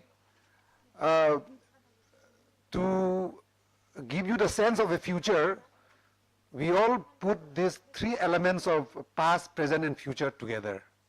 For instance, mo non pi pusigi pumati. Kalimagalang. Mo non pi. Mo pubangke. Again, this is also a very fluid concept. Mo. It is the same thing like if you were speaking, if you were a Hindi speaker. Kal. Kab aaye? Kal aaye. Kab jayenge? Kal jayenge. So that kal is very fluid. It can be also in the past, also in the future. It's a similar kind of thing in Karbi. Mo, mintulo bang, mo sige bang, mintulo damji, mo si damji. So we have a very fluid idea of time, and then I think the only tangible element of time is non. Presently, what we all are experiencing, that is non. Non is very prominent in Karbi philosophy. But future again, I have read somewhere, even great minds like Einstein, he is stated to have said that past, present, and future, they coexist. Munon fi, munong nu, lason se Karbi tu meaning je. Does it actually mean future? Or was there future in the past, or was there past in the future? We don't know.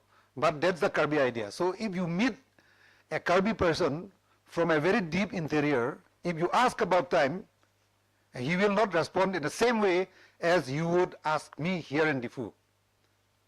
So this is something which every critical thinker will have to take very seriously.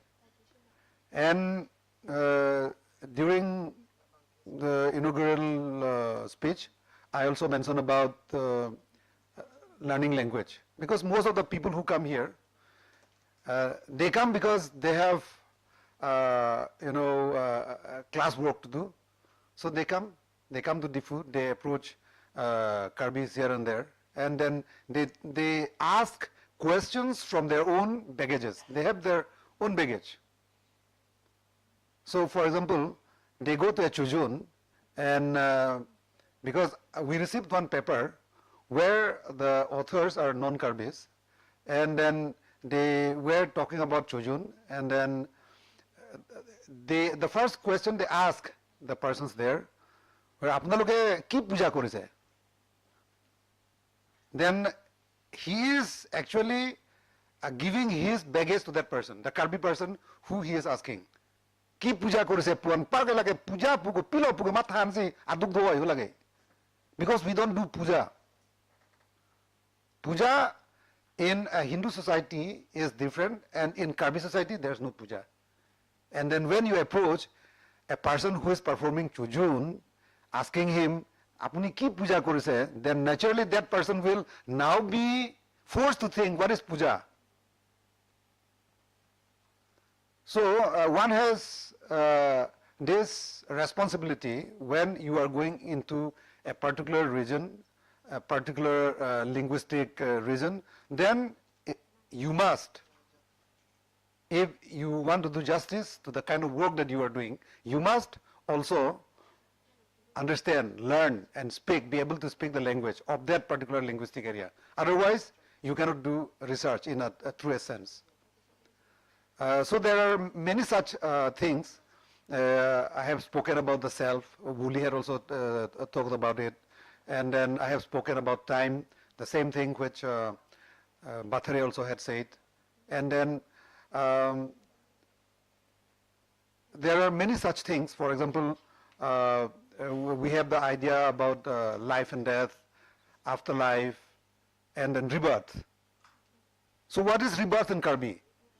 It is not literally speaking, rebirth is punarjanma, to be born again. But in Karbi, I think it's very symbolic, because punarjanma or rebirth in Karbi is menchi menwang, kalimala. So the entire philosophy of rebirth is hiding somewhere in plain sight in the terminology called menchi menwang. Men is the name, chi is death, wang is comeback. So the name dies, the name comes back. So this is the philosophy which is hiding in plain sight in the term called menchi menwang. So we are not specifically saying that the soul is immortal. Kar jonge thi pu iltum pupe. Seta iltum ke claim kar hi hot ke claim. There are many symbolic things that we perform during when a person passes away, or during Chomangkan. There are many such symbolic rituals which are performed during Chomangkan and at death rituals. Non plonang megber ke hom. What is megber ke hom? Aking ithum, kupilo aking ithum ke. Mo amenchi wang lo pulong te aking ching don de na puapan pusikipu. So the person, in order that the person is reborn in a proportionate body feature, we will perform a ritual called megber or aking ithum. But aking ithum po bangke, aking means leg, kithum means to cut. So if you take the literal sense again, you are not going to cut the dead man's legs, but we are symbolically performing a ritual where a bamboo is cut random into 3 pieces, and those 3 pieces after random cutting must have that proportion where you can see that one is not shorter than the second then the second is not shorter or longer than the third. Lasi, ilitum lahaya alame pudam, kobi posi pudam puge every word that our ancestors had spoken are not meaningless. Lasi pinana tum pulo, koson si karbi tumle kopusi ati bele pusi nang manlo. How can, Karbis be born from the eggs of bats? Musaraki hilom domati. Asi lage atile ati banke Karbi tu manmi.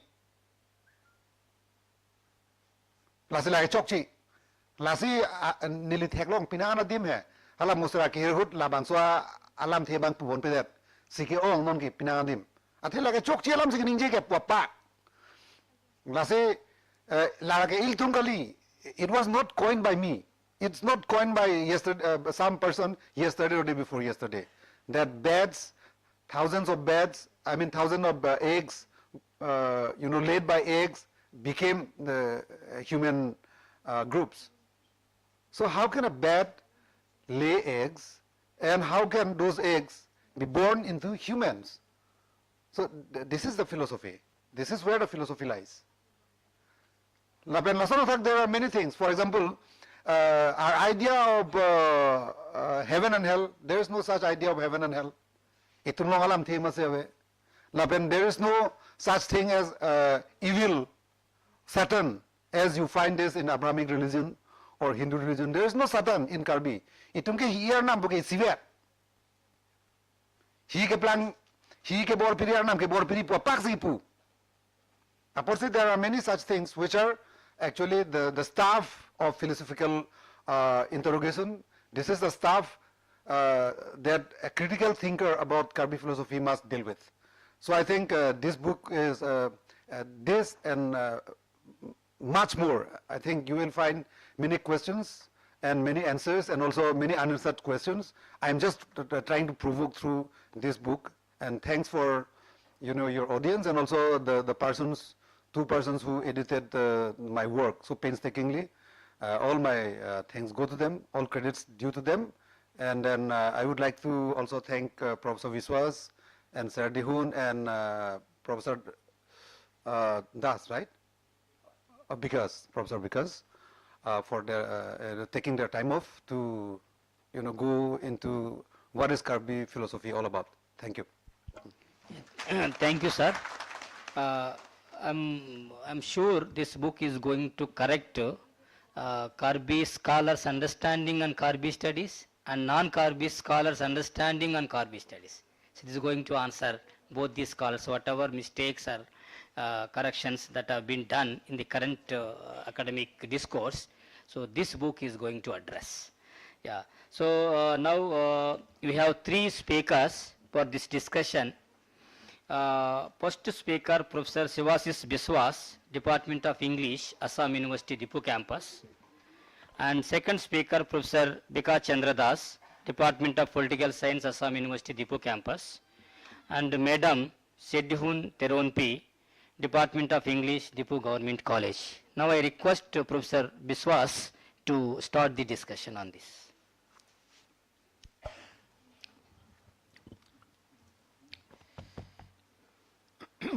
Thank you, Professor Bhulli Dhanraju. Kadam to everyone. Dr. Dharam Singh Teron, Director, Center for Karbi Studies. Professor Bhulli Dhanraju, Department of History and author of the current book that we are going to talk about, Dharam Singh Teron's idea of Karbi studies. Thiyang Teron, co-author of the same group, of the same book. All dignitaries, students, members of different organizations, and CKS members.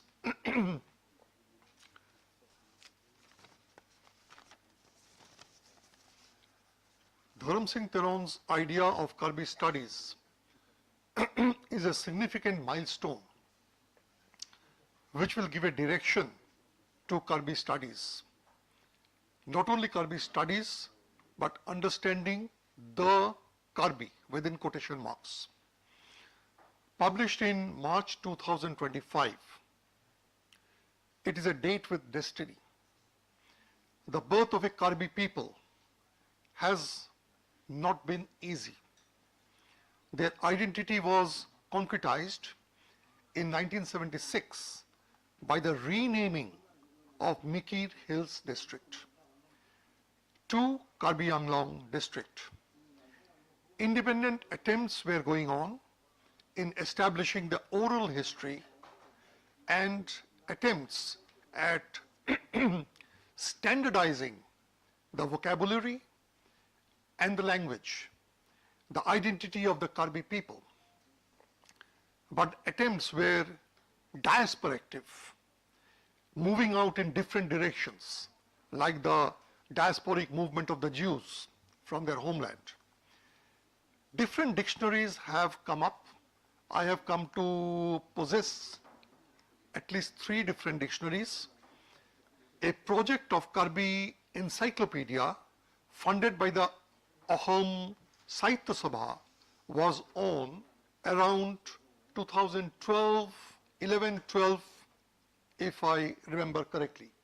And our very dear and our loss, Dr. Bhaskar Jyoti Goswami, our colleague who is no more, he was in charge of this.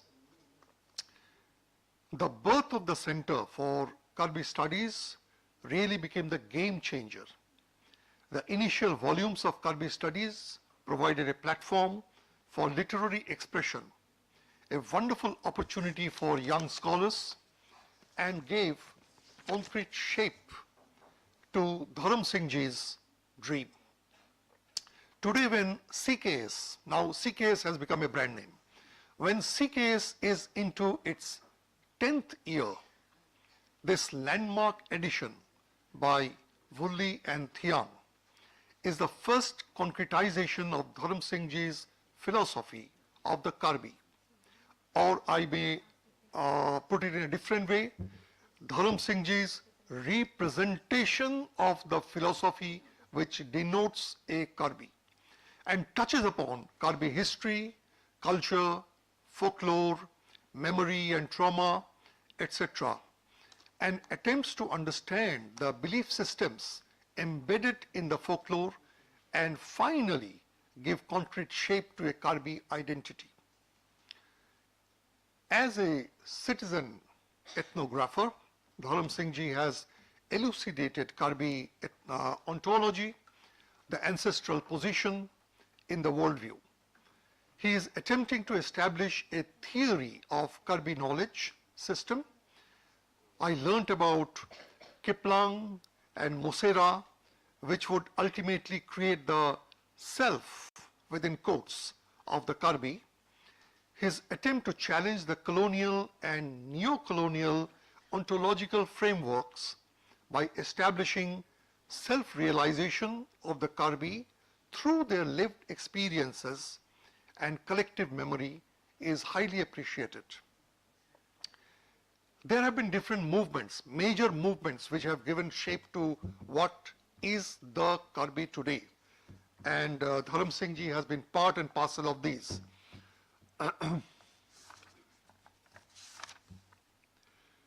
The Hill State Movement, Roman Script Movement, Karbi Youth Festival Movement, Autonomous State Demand Committee, ASDC Movement. Dharam Singh Ji was particularly associated with the KYF and ASDC movements. After years of suppression, before the independence of India, after the independence of India, it has been a long journey.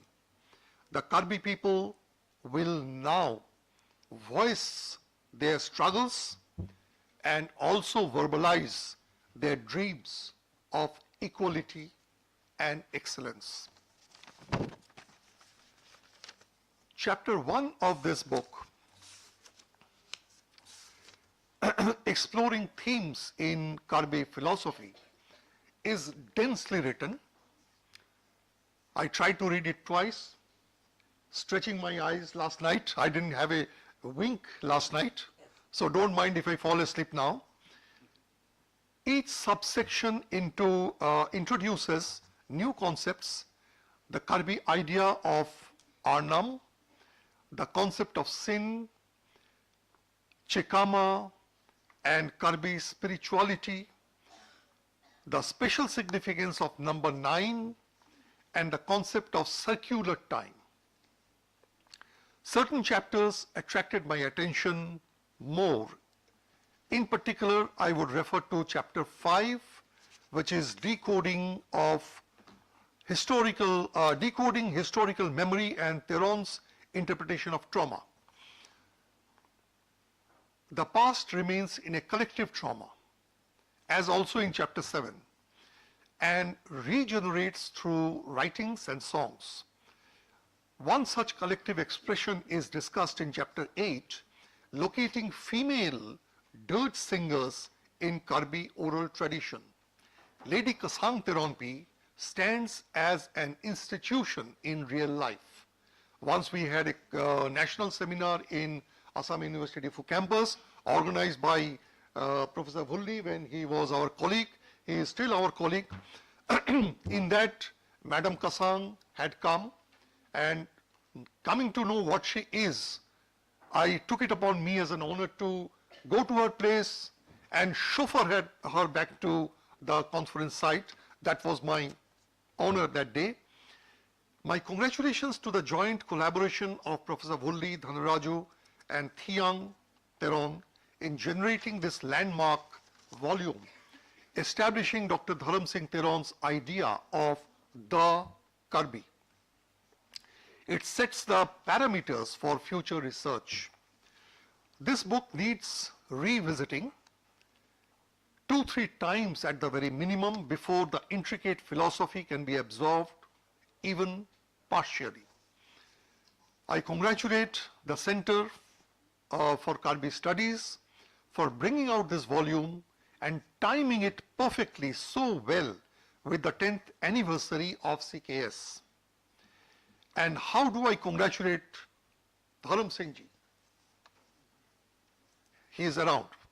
Dharam Singh ji is beyond appreciation or critique. He is an institution. Thanks for your patient listening. Thank you so much, sir, for your critical and excellent insights on this book. So now we have a small interruption for this book discussion. I request Sabine, she has some announcement. Thank you so much, sir, and thank you. So the session, or the facilitation session, which we were planning post-lunch, for 2 awardees, we are going to felicitate it now. And if you all may allow, we might not have the session post-lunch. We'll try to wind it up before lunch. The lunch is ready, it's waiting for us at the cafeteria. But for now, we will continue with this, and if the house allow, we would want to conclude everything at once so that all of us, we have our day outside, like after the program. For the citation, we have 4 dignitaries present with us. First, we would like to felicitate Mrs. Sika Terangpi, and to do the citation reading, may I request Delan Rongpipi to please read the citation.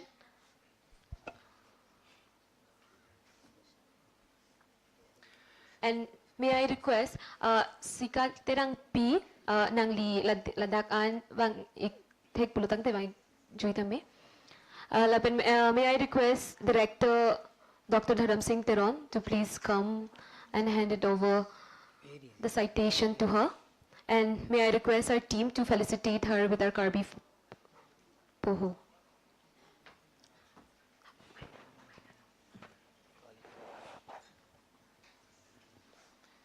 Center for Karbi Studies, CKS, 10 Foundation Day 2025.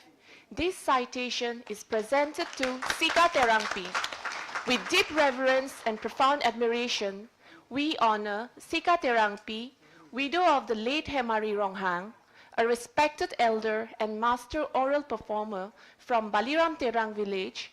At the remarkable age of 102, she stands as a beacon of wisdom and knowledge, a living repository of the vanishing art of oral singing and the sacred practices of the Karbi ancestors. Sika Terangpi, a renowned oral singer, has dedicated her entire life to safeguarding these endangered traditions, driven by an unwavering commitment to cultural preservation rather than personal recognition.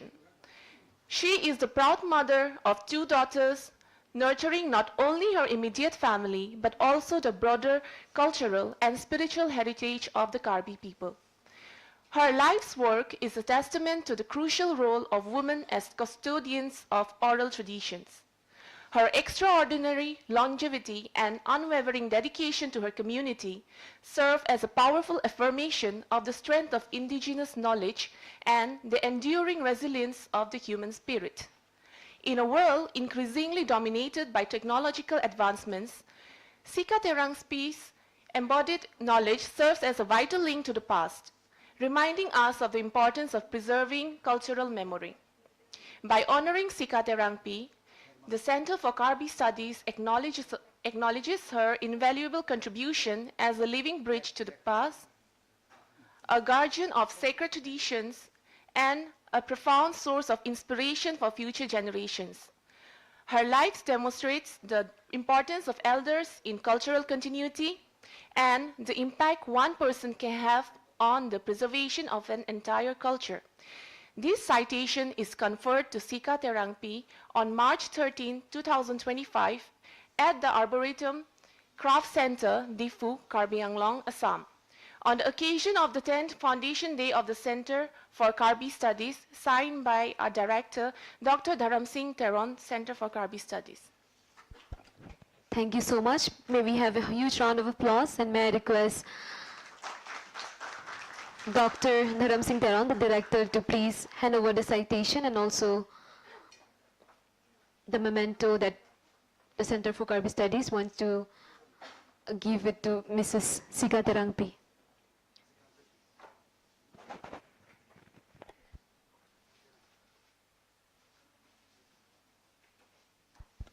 Sorry for the glitches as we were preparing this session after lunch. Yes. May we have a huge round of applause for Mrs. Sika Terangpi.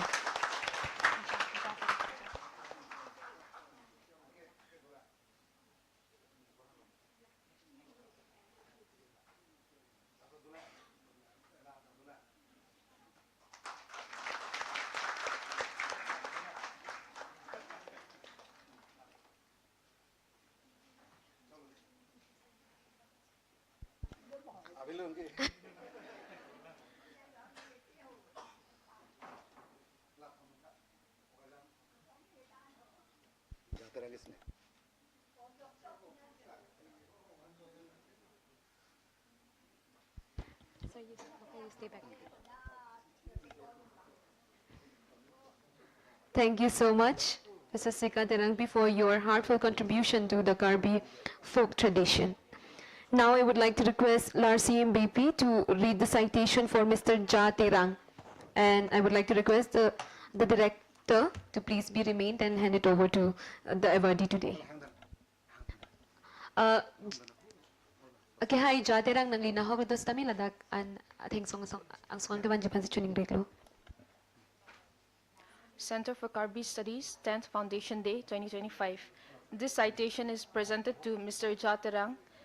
We extend our deepest respect and heartfelt honor to Mr. Ja Terang, son of the late Ra Terang, husband of Kache Hansipi, and devoted father of 3 children, 2 daughters and 1 son. At the age of 78, he is one of the few Lodep, the spirit healers, who lives in Kanya Terang village, Mijung Langso, in the interior of Lumbajong. He stands as a living embodiment of Karbi heritage, one of the few remaining practitioners of the vanishing tribe of Lodep in Karbi shamanist tradition. Mr. Ja Terang has dedicated his entire life to preserving this rare and increasingly vulnerable art. He is not simply a practitioner, but a keeper of ancient wisdom, a conduit for the power of the ancient Karbi healing practices. Through his art is deeply rooted in oral tradition, he has offered solace, healing, and profound hope to countless individuals and families, embodying compassion and strength that define a Karbi Lodep. We celebrate Mr. Ja Terang today, honoring his steadfast dedication to preserving the profoundly vulnerable Karbi spiritual traditions.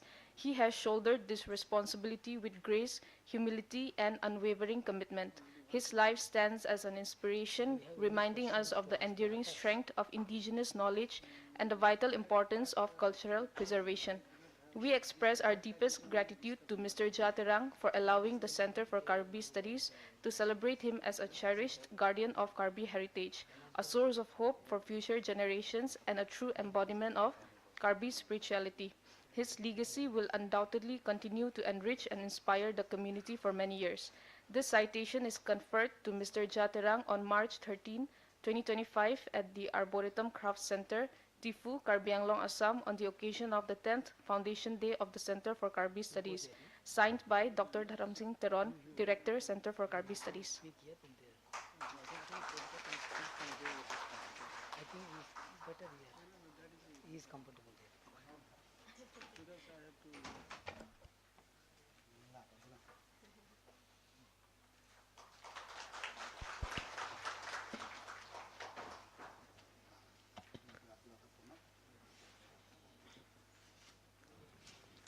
Thank you so much. Here we have Mr. Ja Terang, and thank you to the Director for Center for Karbi Studies. The other two, we still have Mr. Sikari Tiso and Mrs. Sima Ronghangpi. The felicitation will be done after the book discussion. Now I hand over the mic to Sir Walid Dhanaraju to please continue with the book discussion session. Thank you. Thank you, Sabine. So now we have a second speaker, Professor Bika Chandra Das. Please go ahead.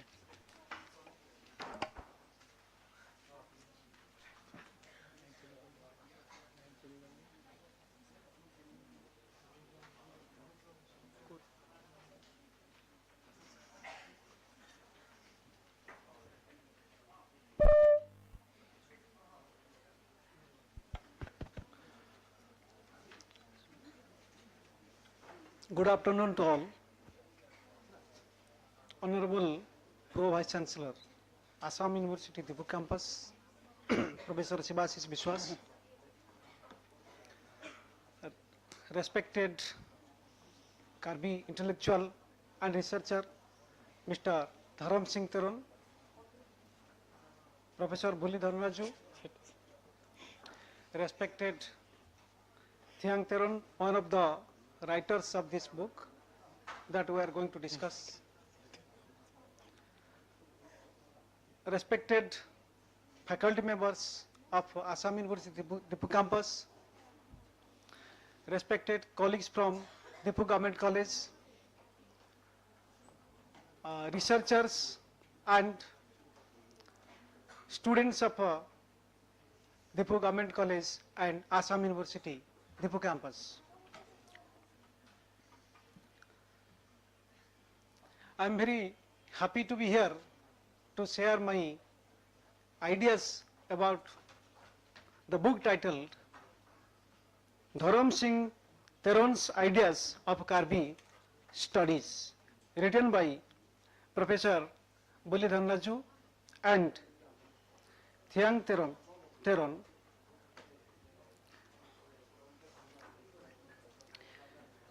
Myself, Professor Vikas Chandra Das, Head of the Department of Political Science, along with my colleague Dr. Kesidas and Dr. Niranjan Mahapatra, told our students to be here for this book release function. Because when our students were asking what it is a Karbi study, what is our presence, why should we be present, what is the gain? Though they were not asking, but from their body language it was clear. So we are telling that book release, seminars, workshops are part and parcel of a university life. So moreover, the book which is going to be released today, that book is though title is Dharam Singh's Ideas of Karbi Studies. The book will be giving you a framework, a kind of orientation how to begin with a research activity. So it may be said in the context of a Karbi or Karbi community, but it can be a general framework as well. So regarding what I am going to speak here, I am just telling one thing, that we have already listened from the original writers, Professor Bulli Dhanraju and Thiang Terang. And also, interestingly, in this particular book release function, two authors are present, they have already spoken, and also, importantly, on whom the book has been written, on whose ideas the book has been written, he himself has given a speech and clarified everything. So, we are lucky that he is present here, and the Karbi community is should feel happy or should feel themselves lucky that they have Dharam Singh Teran, who has represented Karbi community intellectually as an organic intellectual. He has tried to redefine the Karbi identity in his book. Since 2008 onwards, Mr. Dharam Singh Teran has published 4 volumes as an editor or as an author, exploring various aspects of Karbis. The 4 volumes that include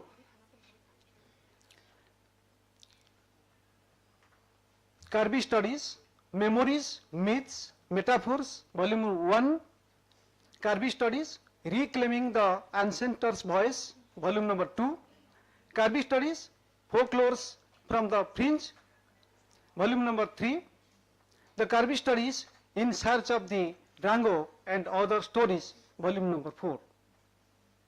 These volumes deal with the specific themes related to oral tradition, culture, literature and history. So, at the very outset, I would like to state that the book is not an ordinary book for the Karbis. Rather, the book is a very fundamental, original and the result of a highly intellectual academic endeavor of Professor Bulli Dhanraju and Thiang Teron.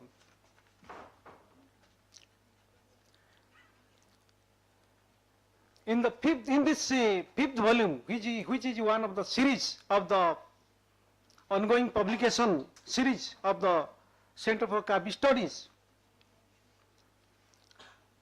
has dealt with the thoughts and philosophy of Dharam Singh Teran by examining his writings and ideas.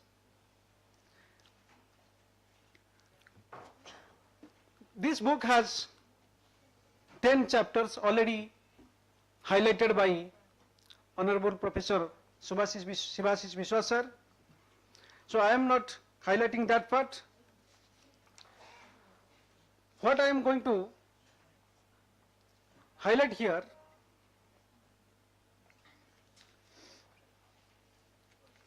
is that Mr. Dharam Singh Teran is an author from the within.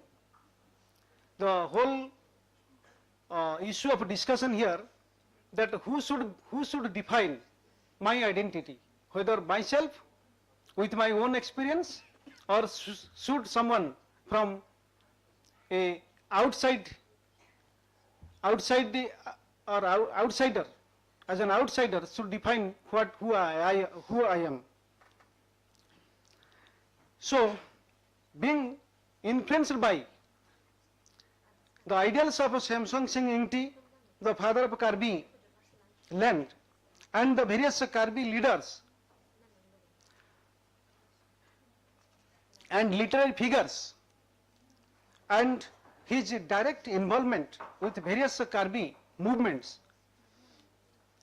like Hill State Movement, Roman Script Movement, Karbi Youth Festival Movement, Autonomous State Demand Committee, he raises genuine issues and framework for Karbi studies, in which Karbi researchers must try to overcome the colonial depictions of Karbi identity and misrepresentations from writers without connectedness with Karbi culture, Karbi worldviews, and Karbi epistemology and Karbi ontology. This volume categorically states that Dharam Singh Sir's approach and ideas will help a Karbi researcher to develop a framework of conceptualizing Karbi identity and developing the criteria of inclusion and exclusion of issues and ideas for Karbi studies. Mr. Dharam Singh Teran urges the researchers to understand the world views, constructions and orientations that builds a world of inequality, subjugation and exploitation. Mr. Teran offers a paradigm of a framework to Karbi as well as non-Karbi researchers to conceptualize and reframe their ideas of employing an alternative perspective to examine indigenous ontology and epistemology, which have been often misrepresented by colonial and neo-colonial writers. Dharam Singh Teran's philosophical context serves as a foundation for developing Karbi studies as an independent school of thought that explains how to use ontological and epistemological frameworks for Karbi experience in order to understand the Karbis and their land, culture, tradition and identity. The book provides a method of acquiring the ability to question and contest those constructions that imposes cultural values of a dominant culture on a marginal group or community, leading to cultural hegemony. The book seeks to develop a critical thinking in the minds of the researchers, readers, subjecting the worldviews, constructions, existing values, institutions to a critical analysis and questioning with an objective of emancipating humanity, especially the tribal community, introducing the onset of a new Karbi studies. The book points out the approach of Dharam Singh Teran that seeks to liberate the indigenous scholars from the trap of a dominant ideological construction. So the issue is identity creation and the understanding of the scholars of their own identity. In this connection, I would like to bring the concept of hegemony developed by Gramsci. Gramsci has developed the concept of hegemony that describes how a ruling class gains the consent of other classes to maintain their control, and hegemony was achieved through consent or force. Consent can be manufactured through manipulative use of media, universities and religious institutions to shape ideas and beliefs of a common man. a dominant set of ideas can become commonsensical, making it difficult to articulate an alternative ideas. Similarly, Frankfurt School of Thought have introduced a critical theory, critical thought that questions the existing norms, values, institutions which has been constructed with an intention to justify some of the interest of a particular group.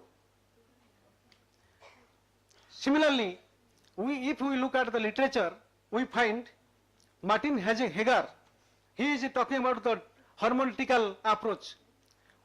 We have to understand the hidden agenda of a particular construction. Thomas Samuel Kuhn has also introduced a concept of a paradigm shift, and that paradigm shift occurs in a social science research because the constructions of a particular paradigm undergo a change with the invention or discovery of a new paradigm which questions the existing paradigm. So Derrida is famous for his concept of deconstruction. In literary creations, many constructions have been there and we need to deconstruct it. Michael Foucault is talking about the discursive regimes. So by discursive regime, we have to understand the power structure and how the powerlessness of a particular group or community is projected and how it has to be dismantled. So with all these orientations, it is very clear that we have to understand the text in the context of, or in the context in which it has been created. So far as the Karbi identity is concerned, the book has mentioned, the book mentions many depictions of Karbi identity by colonial and post-neo-colonial writers that has brought many distortions. So those distortions have given a very distorted view of a Karbi identity, Karbi culture, Karbi way of life. So there are many cultures, there are many belief systems, and those are not in air, rather those have been there since long with a particular logic or a particular framework. And without understanding this, criticizing and rejecting is a distortion. The issue that has been addressed in the book. And in this connection, the Orientalism can be also discussed, like Eurocentric approaches that denounces the identity and the culture of a particular community like Asian nations is also in the line of the thought that has been shown in the book. So identity formation has been an issue, and that has to be done with the proper reorientation, and we have to reinvent our own identity from the within. So being a scholar of within, we have to see how he has contributed his ideas that has become seminal in understanding the Karbi reality. So like Gopal Guru, one of the famous political scientists, is talking about or is credited for developing the theory of Dalit studies. Mr. Dharam Singh Theron can be credited for developing a theory of Karbi studies which has been depicted in the book. So Gopal Guru points out the challenges of a social science theories, cultural hierarchy which distinguishes academic into theoretical high caste and practical Dalits. Dalit subjectivity, that is the practical experience of Dalits, of their exploitation and dehumanization, their academics of a former category, that is the theoretical high caste, contribute a literature that leads to de-subjectification of Dalits. Similar is the case with the Karbi studies when Karbi identity is created by an outsider that may be a colonial or a neo-colonial thinker. Thus, the book is a must-read book for a young Karbi researcher and a beginner and a scholar, and the book must be the initial reference book for a beginner because the book will help to accomplish a major task, the task of knowing your true identity and knowing what you are not, and the task of learning the technique how to know yourself. With this, I hope the book will definitely contribute for the academic enrichment of the scholars, not only of Karbi community, but also in general. So with this, I thank the organizers for giving me an opportunity to give my views on the book. Thank you all. Thank you, Professor Bikash, for your critical insights on this book. Now I would like to request Madam Sedun.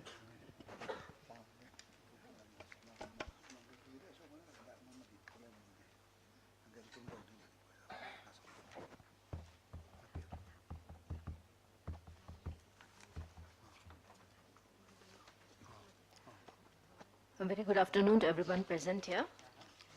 First of all, I would like to congratulate Professor Dhanraju and Thiang for this book. And as Professor Dhanraju has already shared, this book is not just the work of a few days or a few months, but years of hard work. So it is very difficult for us to actually read this book and give our comments in just a few days reading. So I will try to read it, or I will try to discuss about this book as much as possible. But then it was a very difficult reading because, as the other speakers have already said, it's not just one reading, it requires more than one reading to actually understand this book. So I am going to specifically talk about one particular chapter, that is chapter number 3, which is called Contextualizing Karbi Folk Genres in Dharam Singh Theron's Writings. So I'll be talking about this particular chapter and how the writers, they have discussed about Dharam Singh Theron's views, different views, and his writings. So this particular chapter, that is chapter 3, it basically examines Dharam Singh Theron's orality in Karbi tradition, which is a chapter from Karbi Studies Volume 2, which is named as Karbi Studies Reclaiming the Ancestors' Voices. So in this particular chapter, Dharam Singh Theron's contributions to the study of Karbi folk genres and his approach to defining and interpreting ethnic terms within Karbi culture has been discussed by the writers. This chapter also examines the importance of his book in bringing out the rich Karbi oral traditions. This book examines Dharam Singh Theron's documentation and interpretive methodologies. Plus, it also assesses his scholarship on folklore studies and as well as its strengths and limitations. This chapter critically examines the importance of his work in preserving and promoting Karbi cultural heritage. So the first part of this particular chapter, the first sub-theme or sub-part is called Diving into the Karbi Oral Verses. So in this particular sub-part, the writers, they write that Dharam Singh Theron understands that the oral tradition is an important storehouse of cultural, memory and historical knowledge. They wrote in detail how Mr. Theron's understanding of oral tradition is a very important storehouse of our understanding of our historical knowledge and memory. He also focuses on the Karbi ritualistic verses, folk songs, narratives, and folk genres in particular. The writers, they continue by saying that he understands the power of the spoken words in preserving and transmitting cultural identity, history, values within the community. Dharam Singh Theron also understands that oral tradition are not just stories, but are living documents that comes from collective memory and wisdom. Our understanding of ritualistic language is needed to understand, according to D.S. Theron. He also explores a Karbi orality through a folkloristic perspective. This is what the writers, they have written in the chapter. This chapter also cites various writers to support their comments, like Jan Vansina, Walter J. Richard Bowman, etc., and so on and so forth. Then the writers have also found that Mr. Theron's exploration of the oral tradition, particularly very challenging because of its unique dimension of the language. This book also mentions that Lamlir, it talks about Lamlir and how this defined archaic language is the means to carry ritual incantations and sacred verses. Lamlir is very different from the everyday language that we see around here, and very often has layers of meaning to it. This linguistic complexity, it forms a sort of challenge for the researcher or scholars because it demands a lot of command over the language as well, and also an understanding of the cultural environment. This particular chapter also recognizes the challenge that is faced by the researchers and emphasizes that a holistic approach is very important. This approach would be one that would recognize the performance itself in gestures, music, etc. Then the next sub-theme in this particular chapter is called Karbi Rhyme Patterns, Foundations to Karbi Orality. Mr. Theron's work gives valuable documentations of Karbi poetic forms like the rhyme patterns, which is one of the characteristics of Karbi verses. So we have a particular rhyme pattern, and Mr. Theron credits Long Mirjeng and Sing Mirjeng for the creation of the rhyme pattern. Then the writers, they also discuss Mr. Theron, how he says that these rhymes, they were actually named after village maidens. Then he also says that how there is a fundamental rule, the fundamental rule of Karbi verses, that they must rhyme at the end of each line.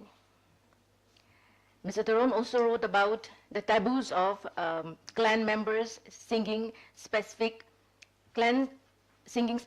clan-specific songs, and suggests that there is a relation between specific rhymes and clan identity. Then there is this next part in the book, in the chapter, which is about observing Karbi folk performativity. And in this particular subpart, the writers, they have observed that Karbi folk songs are often repetitive, lengthy, and sometimes they may appear very unengaging to first-time listeners or unfamiliar listeners. But it might, it doesn't undermine the aesthetic and cultural value. So in this particular chapter, they talk about how DST suggests, Mr. Theron, he suggests this term called vocal music, which he says is more appropriate. The writers, they find this very thought-provoking also. Then they talk about oral performers in Mr. Theron's book, which oral performers which use memory markers. So this repetition in verses, there's repetition in poems. It might be memory markers for the speakers to keep in memory. Then Mr. Taron, in this chapter, he also acknowledges the role of melody, even though melody seems to be very less obvious in Karbi rhymes. Then Mr. Taron, he also observes that we require a shift in perspective from Western musical expectation that focuses on varied melodies. When we read Karbi verses, we need to view the verses from the point of view of the Karbi perspective and not the Western perspective. That is what the writers, they feel.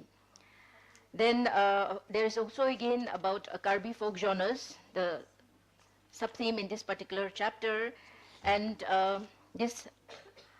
the world of Karbi folk genres, it talks about different genres, like here they talk about these rituals that are present in our daily life, like incantations and hymns. And then there are different incantations, different hymns for every occasion. So in his book, Mr. Taron, he comments, he writes, I'll quote, "In traditional Karbi society, every occasion is a ritual, and every ritual is an occasion." So the key elements, it seems, is this connection between the ritual and the origin narratives. So these narratives, they are interconnected and mutually reinforcing. And apart from this, then I'm skipping some lines because I want to make it short. So towards the end, the writers, they write about the interpretation of Mr. Taron's Karbi folk genres, where the writers, they opine that Mr. Taron's work, they provide a profound and multifaceted exploration of the Karbi oral tradition. Then they also find that this aspect very striking. And there is this emphasis on the pervasive presence of orality in Karbi life. Then they also find an interconnection between different forms of oral expression within the Karbi tradition.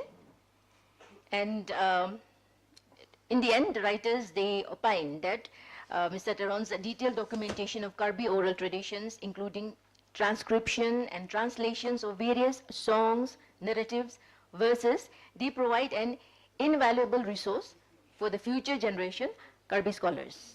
So with this, I would like to end my observation of the book. But as I've already said at the very beginning, one reading, two reading is not enough to understand this book. We need more than that. And I would again like to congratulate the writers for the book. Thank you so much. Thank you, Sedhun Madam. So before going to next session, so let me extend thanks to all the three participants, three discussants in this book discussion. As rightly pointed out, it is not easy to understand within one night, as we spend lot of time to conceptualize what is Karbi studies through the lens of Dharam Singh Taran's writings. So now I would like to ask one or two comments on this book, on this presentation, one or two comments from the audience side.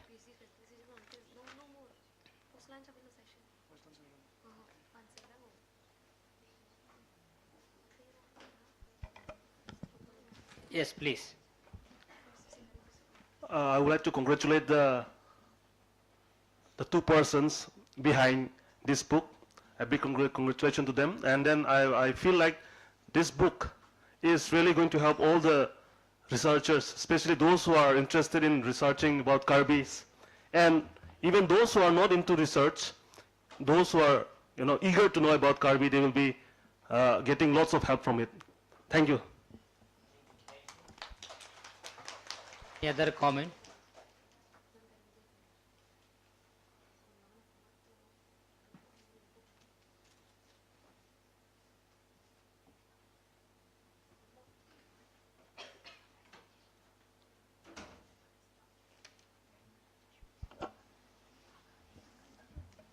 Good afternoon, one and all. present here. Sir, my question is that even though I have not gone through that book, which since today it's first publications, and also I'm very much delighted to go through the book thoroughly, and also besides that, I congratulate Dr. Dharam sir and Mr. Thiang Teron for their valuable contribution, and I think this very book will give us more vital information for as a who really truly is interested into research about to know much more about the insights about being as a Karbi. And I would also love to extend my heartfelt wishes and my prayers that they in the long way would come with some another great works and achievement. For that I congratulate them, to both of them, once again. Thank you so much. Thank you, Durmili. Yeah, as I told you, this book is going to correct not only to the non-Karbi scholars' writings and also Karbi scholars' writing. Once you go through this book, definitely will make them to understand how to represent to Karbi research in academia. So that is why this is going to become a textbook for all the researchers and academicians and general readers. So thank you so much. So especially I would like to extend thanks to Professor Sivasis Biswas, Department of English. He came yesterday only to Dipu, and it took only 1 day time to go through the entire idea, but he presented very well. And also I extend thanks my friend Professor Bikas. It took 3 days time to read it, but still he wants to speak many things. Definitely there will be an opportunity to do review on this book.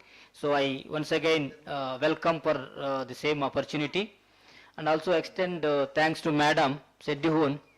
She took one chapter for this review due to time constraints. So thank you so much, ma'am, for your time and nice energy for the book review. Thank you so much. Now I would like to request Sabine to go ahead with the next agenda.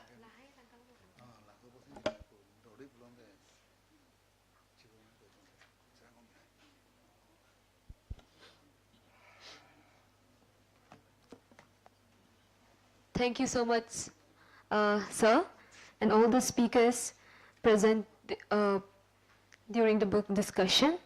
Thank you so much, Professor Voli Dhanaraju, sir, for moderating this session very beautifully.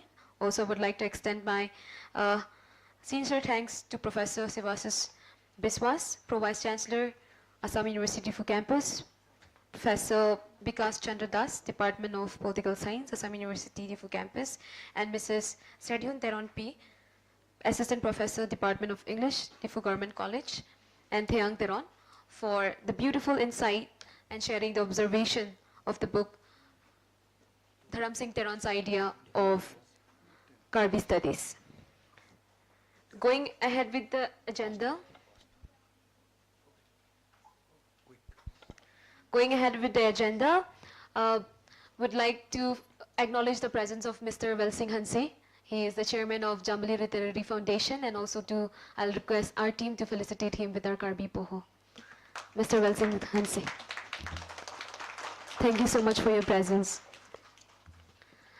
Going ahead with the felicitation, may I request Mr. Sikari Tiso, and also our team to felicitate him with our Karbi Poho, and request Ms. Klirka Intipi to read the citation.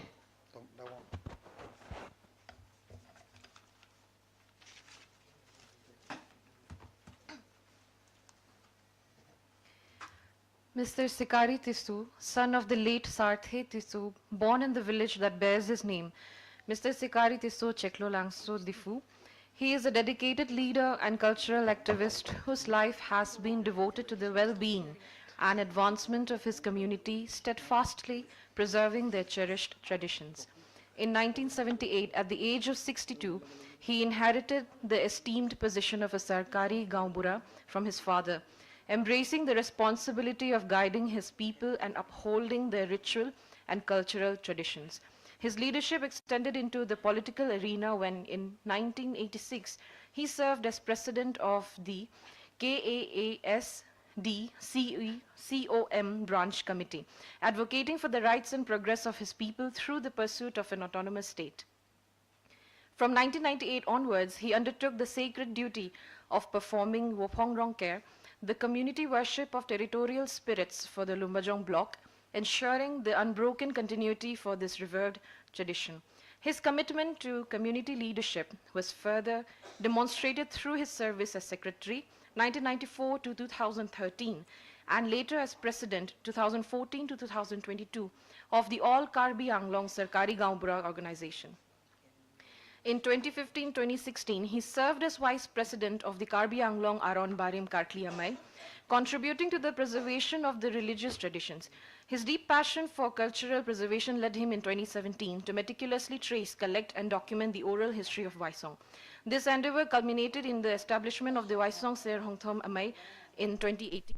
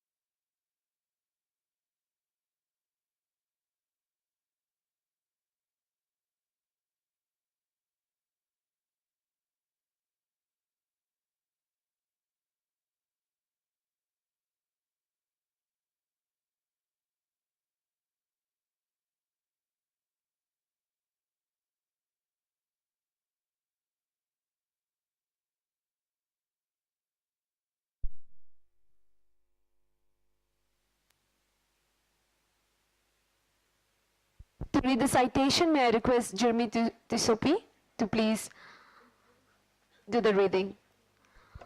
And also I would like to request our team to felicitate Mrs. Sima Ronghangpi as one of our awardees of today's event. May we have a huge round of applause. Center for Karbi Studies, 10 Foundation Day 2025. This citation is presented to Mrs. Sima Ronghangpi.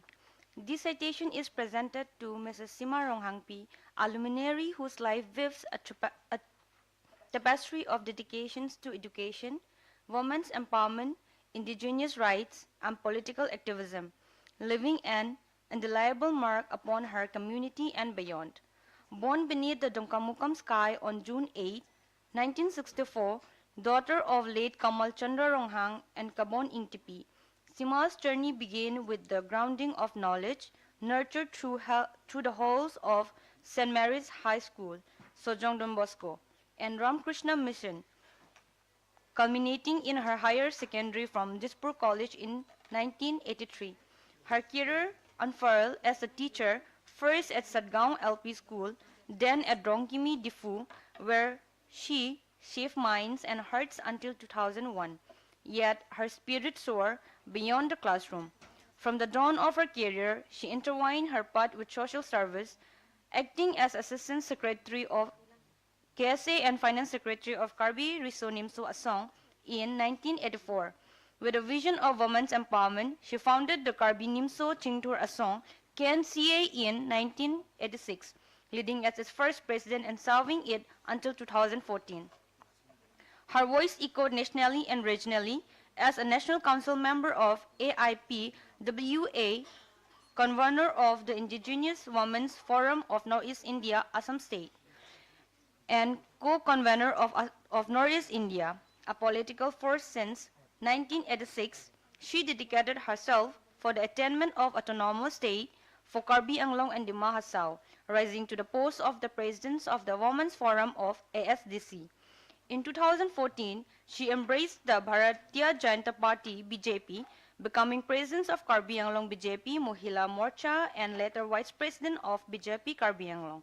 Currently, she serves as co-convener of the Tribal Indigenous Women's Forum of Assam (TIWFA) and general secretary of Karbi Ser Anghoy Amay Senior Citizens Forum. Sar Anghang Amay Senior Citizens Forum. Her influence transcended borders, gracing international forums on human rights, indigenous women's rights, and indigenous autonomy from Nepal to Cambodia, Chiang Mai to Bhutan in the year 2019.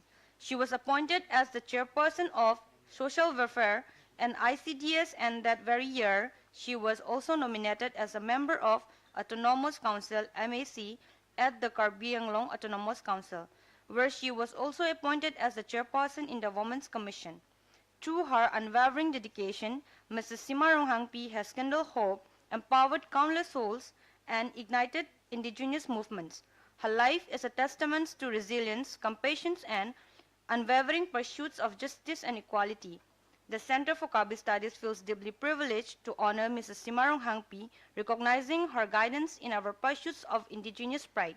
This citation is conferred to Mrs. Sima Ronghangpi on March 13, 2025 at the Arboretum Craft Center Difu, Karbi Anglong, Assam, on the occasions of 10 Foundation's Day of the Center for Karbi Studies. Signed by Dr. Dharam Singh Taron, Director, Karbi, Center for Karbi Studies.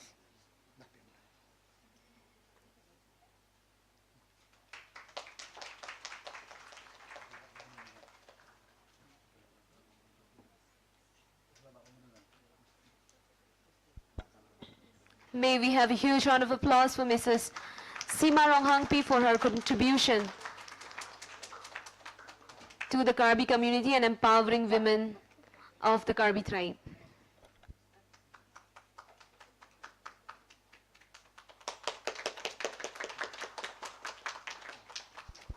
Thank you so much. So as we said, we will not have any session post-lunch, so we will continue with the felicitation session.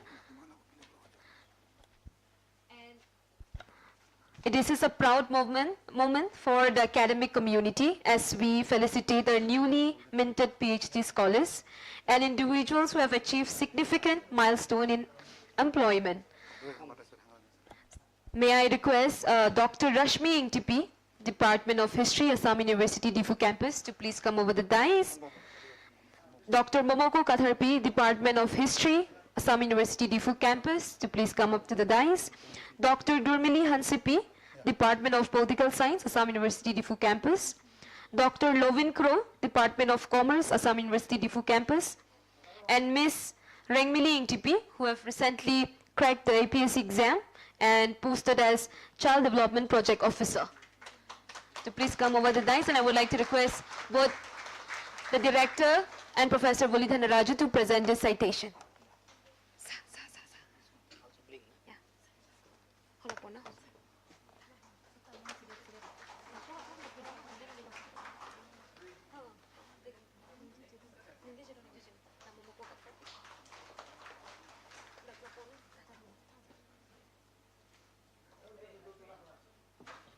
Next up, Dr. Momoko Katharpi from the Department of History, Assam University Difu campus.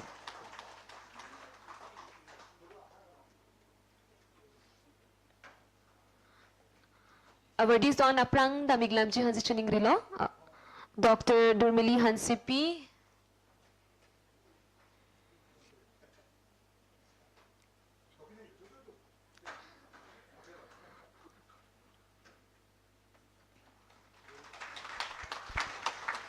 Dr. Durmili Hansipi,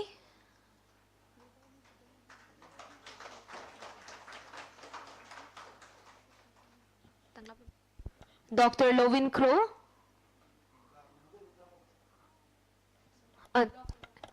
Dr. Momoko Katharpi, Department of History, Assam University Difu campus.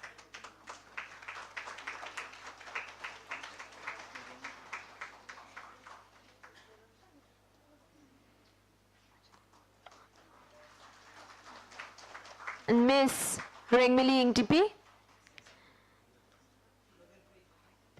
Dr. Lovin, is he here? Or anyone from his family member of Dr. Lovin Crow? Okay. So, can we have a huge round of applause for Miss Rengmili Ingtipi? She is recently appointed as the Child Development Project Officer and cracked a PSC exam. Thank you so much. Anyone else? Lovin is not here? Okay, we will present it to him later, yes. Congratulations to all of you and very well-deserved achievements. And we hope many, many PhD scholars will, we will be having it in the future, and we only want the number to keep growing. So we have almost come to an end of today's event. We will have lunch after this, and also a photo session right after the vote of thanks. So for the vote of thanks, I would like to request Mr. Theang Teron, a research associate of the Center for Karbi Studies, to please come over.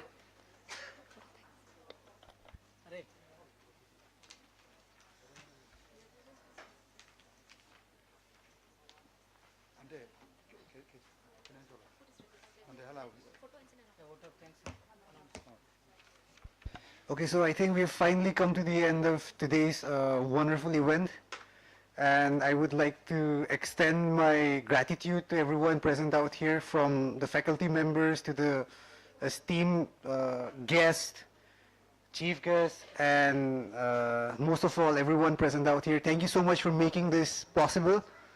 And with this, I would like to close the session. So thank you all.